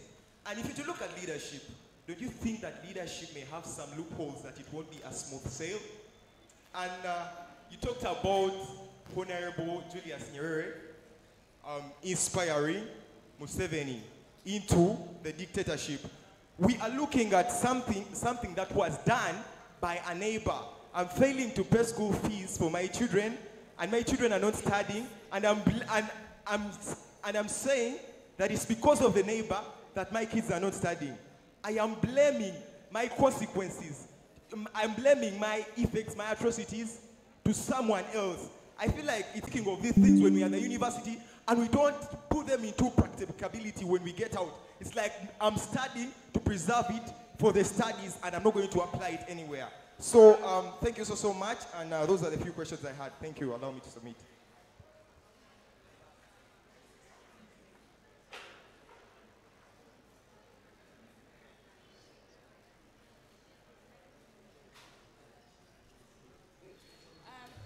Thank you so much. My name is Keen Praise Apology. My question is a bit long, but I'm going to try and summarize it. I will just start with something that I felt kept recurring when Honorable was speaking, and it's something I got to learn about a few weeks ago, and it's that all authoritarians have a playbook, and from that playbook, they pick from each other. And right now we see that Nyerere was a mentor to Museveni and a lot of the policies that Museveni has today. He drew a gruesome picture of how bad the picture can get. And what stopped Nyerere was the fact that he was able to step down from power and say, okay, here is this peaceful transition and I'm giving it to you. But that's not the case for Uganda today, right? We have not been granted that peaceful transition, and there is someone who has gone even above and beyond what their mentor gave them. And the question then becomes, what do we do as young people who realize that we're in a place like this? And my thought has always been, that it's for us to acknowledge that we are now under a dictatorship, and what is needed is a revolution of sorts. When George stood up and spoke, he spoke about how there is something happening about no reform, no election. And I would like to speak to the 2026 election. I've been tweeting a lot about this, and I felt now is an opportunity to talk about it. I ask again, given what is happening in Kawempe, which is just a by-election, people being abducted, people being killed, people being beaten and shot at, what is the efficacy of elections in such a system when they have existed for all the years that they have and they haven't yielded anything for us? What is the place for reform? Dr. Reza talks about a certain justification. Is there some room for justification of authoritarianism? And he says it could be justified if this leader has a good intention, but I don't think so, because democracy is the lesser evil, right? And from the context of a democracy, power is derived from the people, it's gotten from the people and given to this one leader. So it's easier to sensitize the masses to accept an idea than to force the people to accept the idea. But now when it comes to a point like this, where elections have failed to work for us in Uganda, what do? What's the revolutionary alternative? The question cuts across to whoever is on the bench. But I would like to say that it starts in small ways that we can. Not all of us can go to the street and protest, but we are having an election period within this university. Tell me why you would vote someone who affiliates themselves with all the evils that the NRM has created in this country. Tell me why you would vote someone in your school as a GRC without a total understanding of their manifesto, but just because they're your friends or they have given you a little bread. I see some people putting on tags for different people because they are running for different offices. When someone stops you and says, vote for me in this position, do you even ask them what their manifesto is? Do you ask them what their opinion is about the political issues in this country? Praise. In conclusion, I feel it's important for us to be honest with ourselves, basing on the story that there is a question this side. Thank you very much. I'll keep my question short. My name is Aishuka Alan, and I'm a fourth-year law student. I'm also a Secretary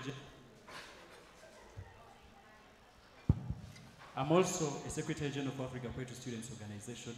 It's a regional-based organization. I say that because we've been moving out there into institutions of learning, preaching about the legacy of Nyerere. And it seems my mind has just been sanitized of the excessiveness in which I've been preaching the good man.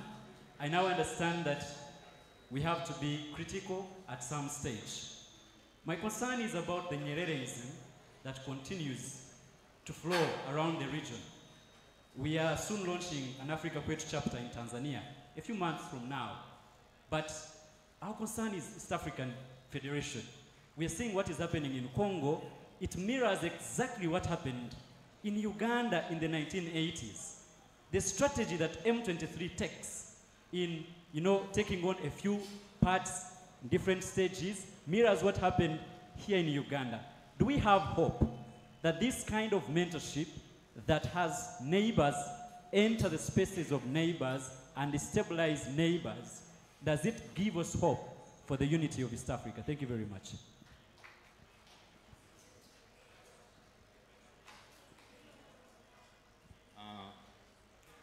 Good evening, everyone. Mheshimiwa shikamoo.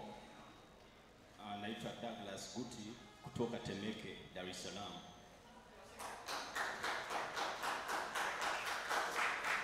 Douglas Guti kutoka Temeke. Guti, yeah. Mheshimiwa, my question to you is, in the quest to recover from the authoritarian rule of Julius Nyerere as it was,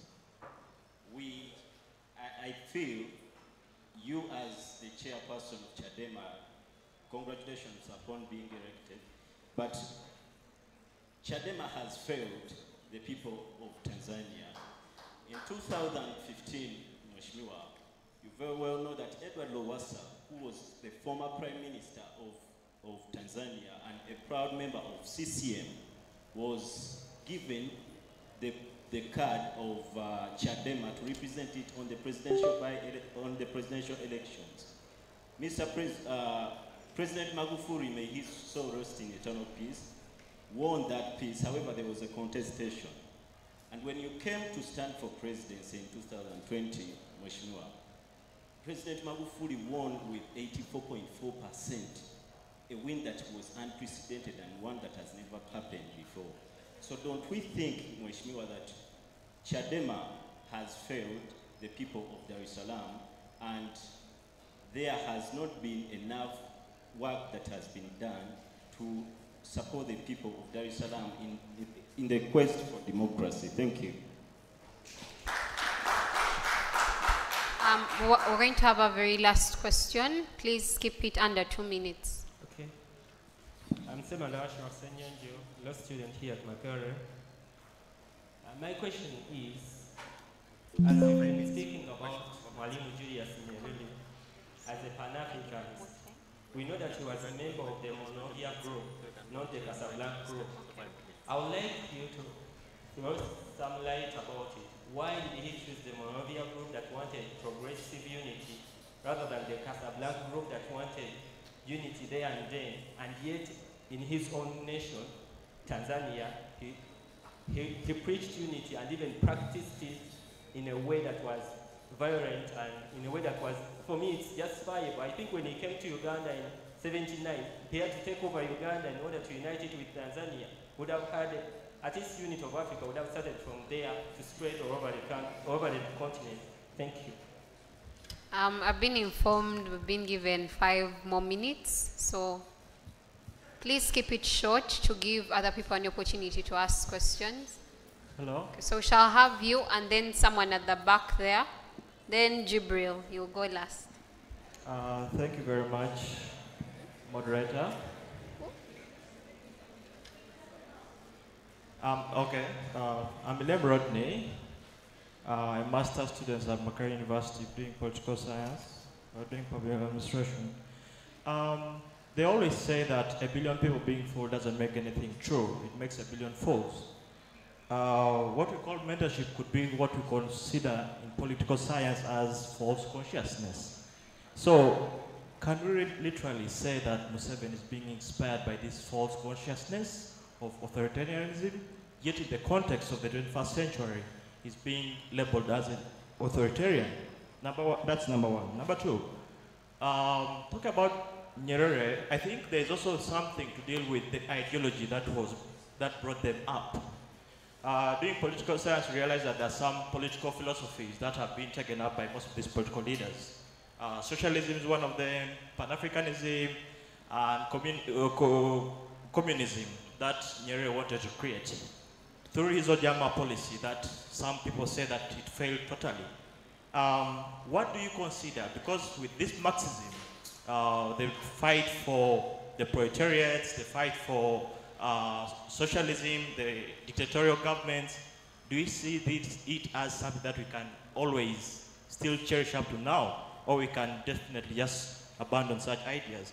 Lastly, talking about this whole situation, I feel like how do we now associate with such people at this moment, knowing clearly that to some extent their political ideas, their mentorship and all that has just been a fabrication?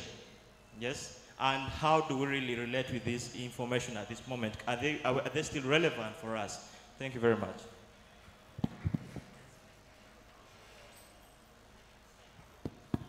Thank you very much.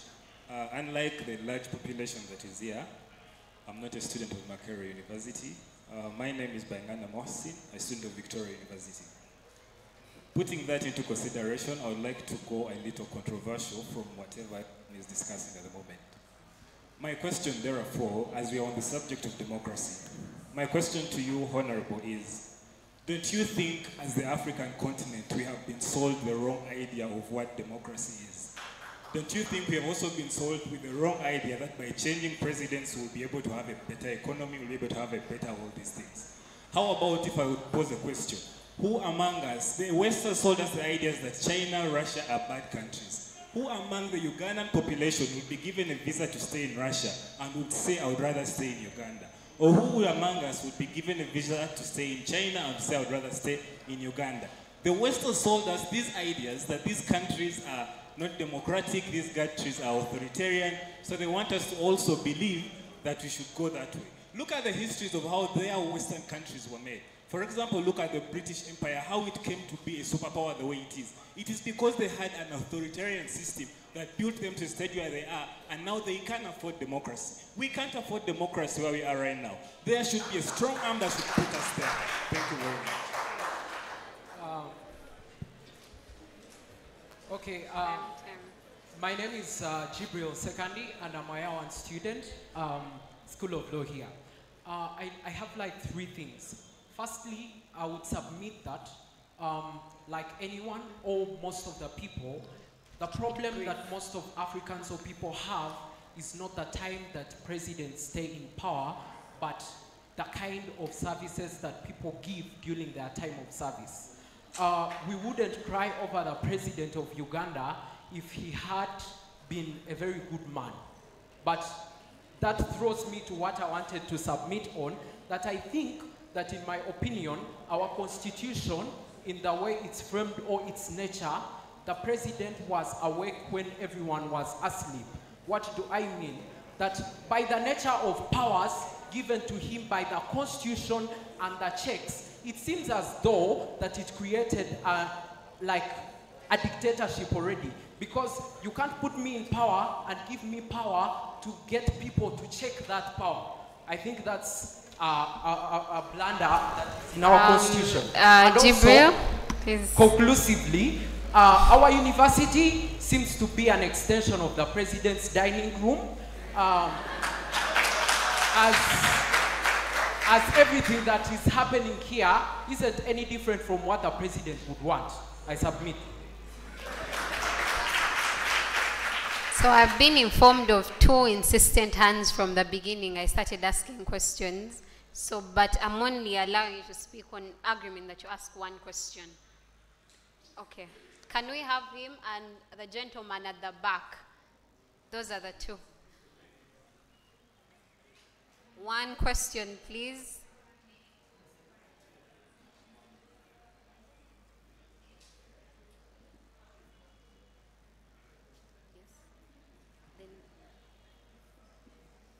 Thank you very much. My name is Nathan Biamukama, and I was a year ahead of Honorable Dar es Salaam.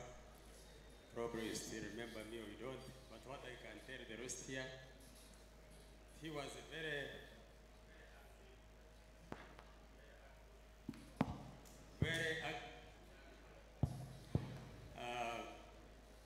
prison suits.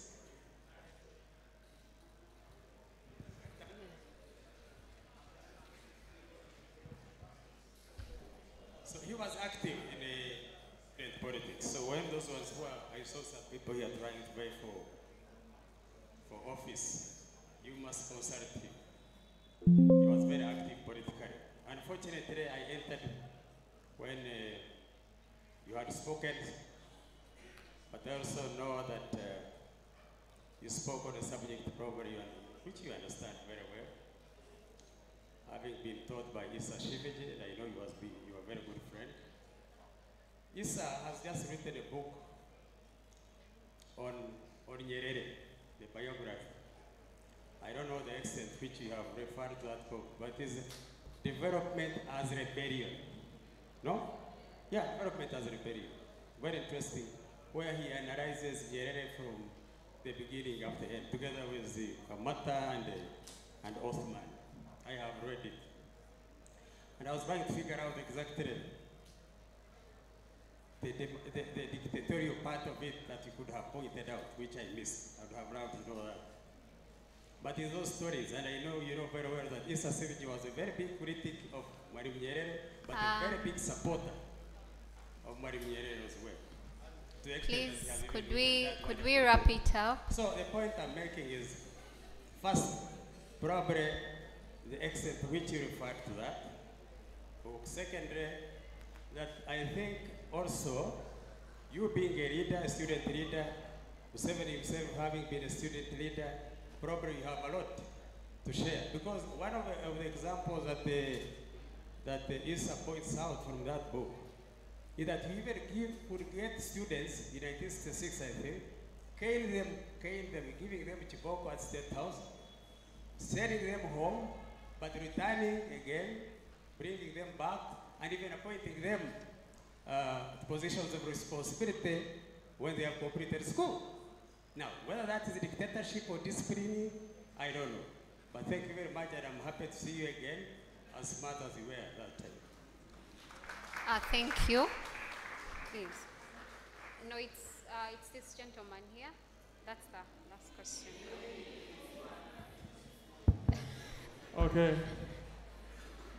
Good evening, ladies and gentlemen. My name is Paul Maige. I'm Tanzanian. Let me declare my interest. A student here at Makerere, pursuing my master's in peace and conflict studies at CHUS. Welcome, Your Excellency, Mr. Chairperson, Tundu Lissu. I have one question to you. You are judging Mwalimu Nyerere as a dictator who managed to create a nation from more than 120 tribes, and also he refused to mine minerals until the Tanzanian get education and knowledge, who participated in liberation of all of frontline struggle across Africa, a president who didn't even want to buy a car for himself. Now you are saying his regime was dictatorial regime. I would like to ask you a question. Don't you think this speech you are making here demoralizes young generation towards struggles for good governance and patriotism? Thank you. I submit. If you promise to keep it in one minute.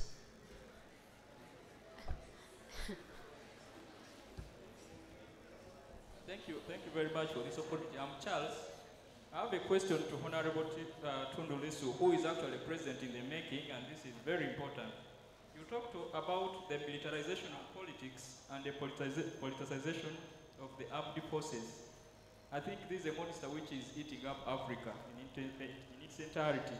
So as a possible president, what is your take on this trend of militarizing politics and politicizing armed forces? Thank you. Thank you so much. I know we still have a lot more questions, but unfortunately, time is not on our side. Allow me to cheat protocol, Honorable, and ask a question, and this is very relevant to student leadership. I noticed that as you were speaking, you did not exactly tell us about your time in university, what political offices you got into, because that's a very important conversation. When so would like to know. So I would like to know from you whether the whole student politics is relevant to the grander struggle out there. Is it relevant, or are we wasting time?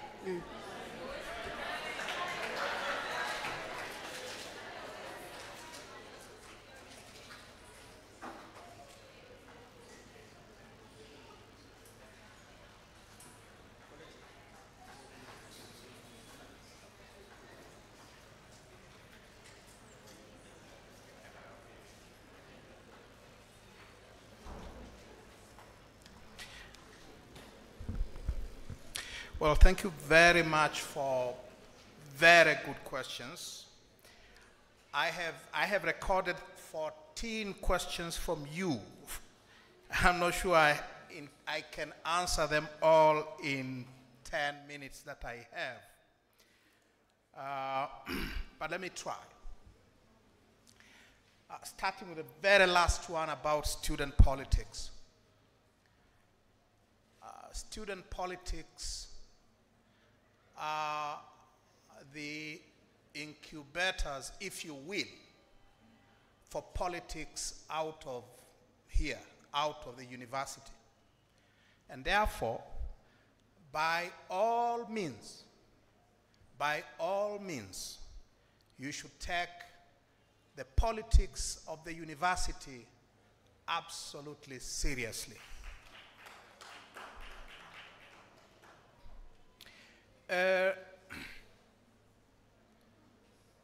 Mwalimu, just, you know, the 2 or so hours that we have spent here, if there is one thing they have shown is Mwalimu was a very complex character. Mwalimu was a very complex political figure. I think it is important to understand that complexity. The attempts to put him on a pedestal, the attempts to canonize him, whether as a secular saint or a religious one, are attempts to dehumanize Mwalimu. What we should do and what we should make sure we do is to humanize Mwalimu Nyerere. A great man, absolutely, but a man all the same. A fallible man. He never was. He never was, and he could never be a saint. And so for my 20 cents, I have tried to show that Mwalimu was human after all. He committed some very fundamental mistakes. There are stories that we cannot tell because of the shortage of time that may actually lead to us questioning some of his motives, because it is always told that the intentions were good. His intentions were honorable. But you should remember, the road to hell is paved with good intentions.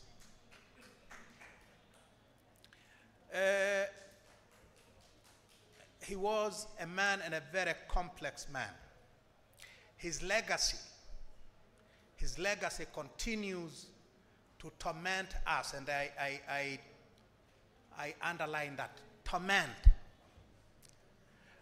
The way our leaders are behaving today, these completely unaccountable and criminal behavior on the part of our leaders, has everything to do with the constitutional foundations that were laid by Mwalimu back in 1962, which created a president who was only accountable to his God. And therefore, how good was that? How good could that be?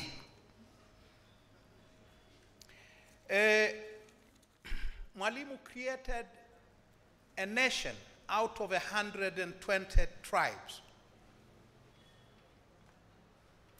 I would say he created a very powerful state. Now, I'm not very sure whether a state is the same thing as a nation. We still have our 120 tribes. We still do. We were not fighting amongst ourselves in the 80 years that we were under colonialism. We have not fought amongst ourselves in the 64 years that we have been independent, that we have been the post-colonial. The post-colonial stability in Tanzania originates with the German colonialism. I think that is very important to point out. All right? Secondly, it is important to underline a very important fact that in Mwalimu's state, if you examine it closely, actually you see a striking continuity between the colonial state and the post-colonial state. For example, the hallmark of the colonial state was the all-powerful figure of the colonial governor. How are the colonial governor's powers compared to the powers of the post-colonial presidents? The hallmark of the colonial state was its violent, oppressive character, characterized by a regime of rightless law and administrative fiat, characterized by the violence, state-orchestrated violence of the instruments of violence of colonial state, the police, the army, the prisons, the courts. How do they differ with today's state, whether in Uganda or Tanzania? And then there are some of the most obvious features, relics of colonialism. How do you call your district bosses here? You call them RDCs, yeah? Resident District Commissioners. Ausio. How did the British colonial state call them prior to 1962? District Commissioners. Your RDCs have powers, police powers. They can arrest you. They can detain you, right? Where did they get those powers from? From the district commissioners of the British colonialism. And you see the same thing in Tanzania. All right? So, that continuity between colonialism and post-colonialism, it must be emphasized. All right? And we often think that, you know, the colonial state that we inherited at independence was unproblematic. It was deeply problematic because it was created for one purpose, to extract wealth from the colonized. It was not an instrument to protect you. It was an instrument to oppress you in order to exploit you for the benefit of where the colonialists had come from. How has it changed post-colonial, post-61 or 62? How has the nature of the Ugandan state different today from what it was prior to 1962? And these are questions that we always have to interrogate. What about ideologies and political philosophies? Mwalimu was a professed socialist. He wasn't a Marxist-Leninist like Mugabe, all right? He wasn't a Marxist-Leninist like Samora Machel, some of his political children. He was a Fabian socialist. He was a socialist of the social democratic type, the Western social democratic type. Kenyatta never had anything to do with socialism. Felix Houphouët-Boigny in Cote d'Ivoire, any other African head of state, Mobutu Sese Seko, they were not socialists. They have one thing in common with socialists like Mwalimu: the authoritarian and unaccountable power that they held over their people and their societies. And therefore, speaking strictly of African leaders of the post-colonial period, the one thing that unites them all is their authoritarianism, not their political or ideological courts they wore at one time or another. What they have in common is the oppression of their people. All right? Mwalimu Nyerere, we will perhaps never know, but hundreds, possibly thousands, were detained without trial in his 24 years of office as president. Detention without trial. Even the British colonial state, in its all oppressiveness, never had preventive detention law. That is a creation of independent Tanganyika. Mwalimu borrowed it from Ghana's Nkrumah. Was a preventive detention law was first enacted on the African continent by Kwame Nkrumah in 1960. In 1962, Mwalimu copied it almost word for word from Nkrumah's Ghana. The British never had it, you know? And you cannot say that the colonial state was democratic by any yardstick. It wasn't. But there are certain respects in which the post-colonial state has been even more oppressive of the people than the colonial state ever was. Since we are in Uganda, you remember the 90 days removal order for Ugandan Asians in 1972? Huh? You remember? Ausio? Eh? What happened in Tanzania in April of 1971?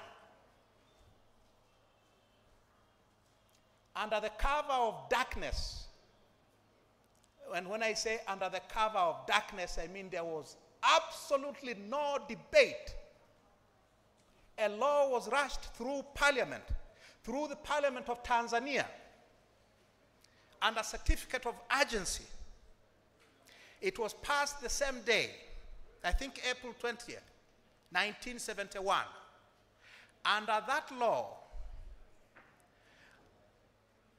the government of Tanzania expropriated the real property, buildings of anyone whose building was valued at 100,000 shillings at that time, roughly around 20,000 pounds, and so on. 90% of them were Asians, were Tanzanian Asians. Within a year, almost 75% of Asians had left the country, penniless. A year later, when Idi Amin and they were given 90 days to leave, where did they go? Some tried to cross the border to Tanzania. They were prevented from getting into Tanzania. They ended up in Sussex in the UK, cities like Leicester and other British cities and in Canada. So there are things that should make us wonder when we talk of these great men such as Mwalimu. What should I say? What else? What else? And how many minutes do I have? Let's hope I come back to Uganda. I don't have to wait another 11 years to come back here to talk again with the Ugandan students. I will say one thing that we have not mentioned at all: Mwalimu's foreign policy. I think if there is one thing that Mwalimu did us proud, was his progressive foreign policy. His progressive foreign policy. Mwalimu had a position, and his position was always based on principle and moral high ground. Had he been around today, Mwalimu will definitely have something to say about the genocide in Gaza.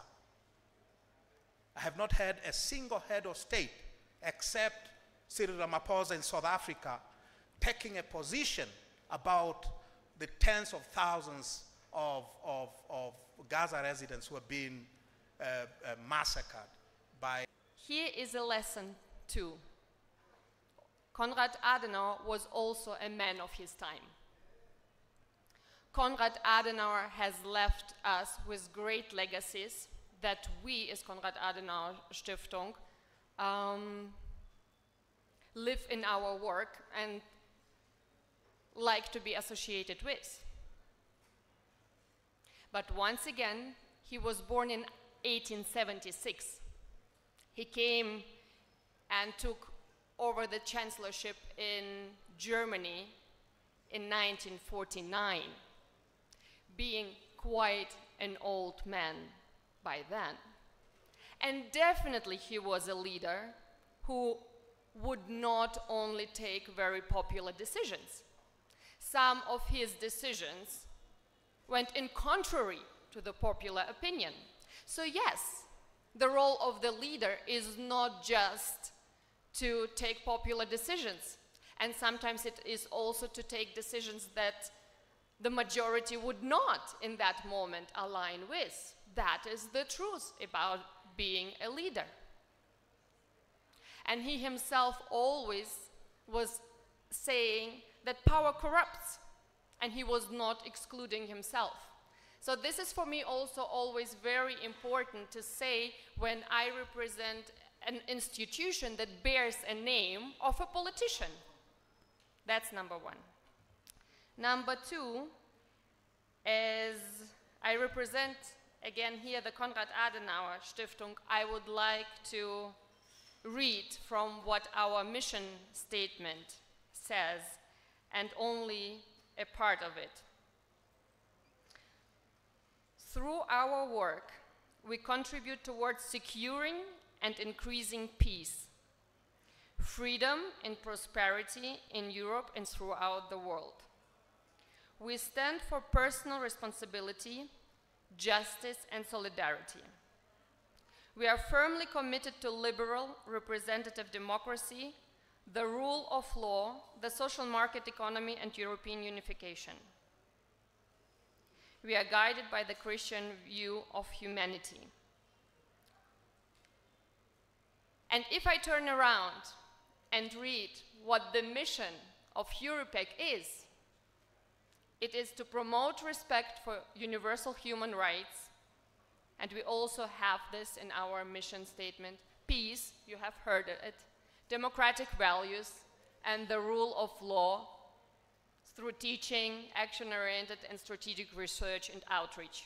And in our mission statement, we also talk about through which means we promote what we stand for.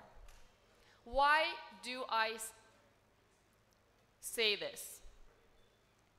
Because I want to underline that this mission of ours, shaping democracy together, only works if we find partners with whom we can do it together.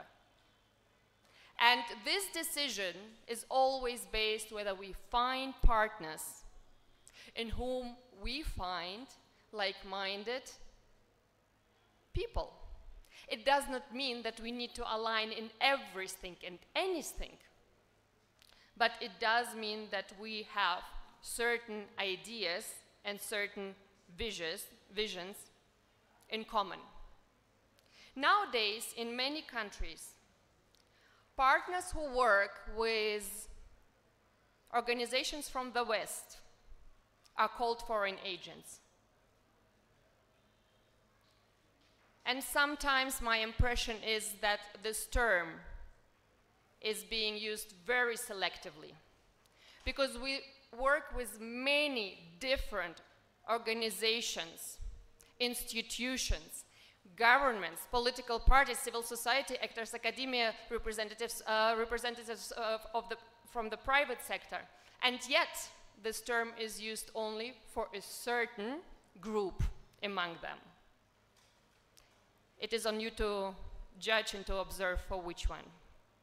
But it is important for us as a Konrad Adenauer Stiftung, who we stand for democracy, that we do work with the pluralistic society that is reflected and represented in different sectors of the society and, of course, politics as well. And we take pride in having a very diverse landscape of actors in Uganda, but also all over the world. And my third point is just to thank you. Thank you very much, Madam President, for moderating this session. It has not been an easy exercise. We could see all the hands behind us from where I was sitting, and that only shows the interest in such debates and the importance to open up this space for such conversations. And therefore, thank you very much once again to Europec for allowing this, to the School of Law and to the Makerere University, which is one of our partners at Konrad Adenauer Stiftung, and we are always very happy to come back to the Makerere University and to work together with different entities at the Makerere universities to open up spaces for critical debate and exchange. Again, thank you very much.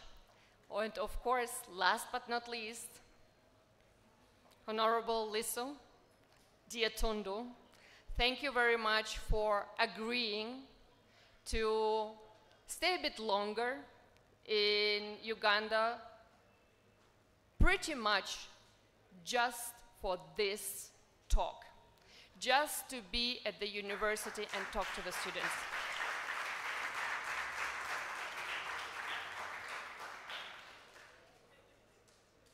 With this, Dr. Ruweza and Dr. Kabumba, once again, thank you for hosting us, and it was a pleasure and an honor for us to be here. Thank you.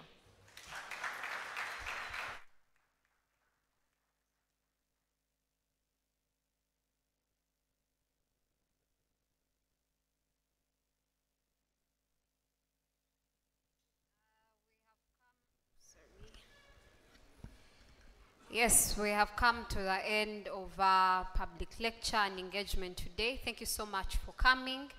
Anna, you mentioned that you can see the enthusiasm that the student community has in such issues, and as I was sitting, I had an idea of a moot court competition on constitutionalism for the students, or something to do with academic writing. I don't know if the students would be open to that partnership with Konrad Adenauer Stiftung. Are you open to that? Yes, okay. So, yes, so we're going to have a group photo. I've been guided, we're going to have a group photo from here. So, move down.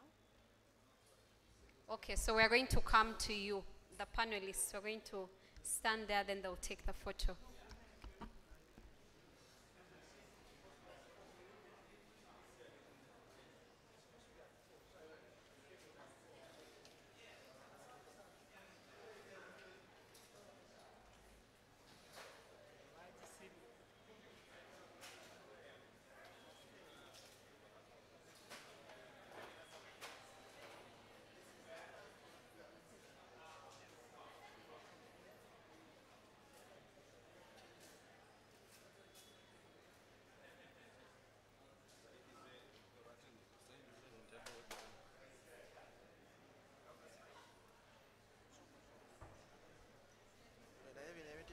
Situla n'ebikuwa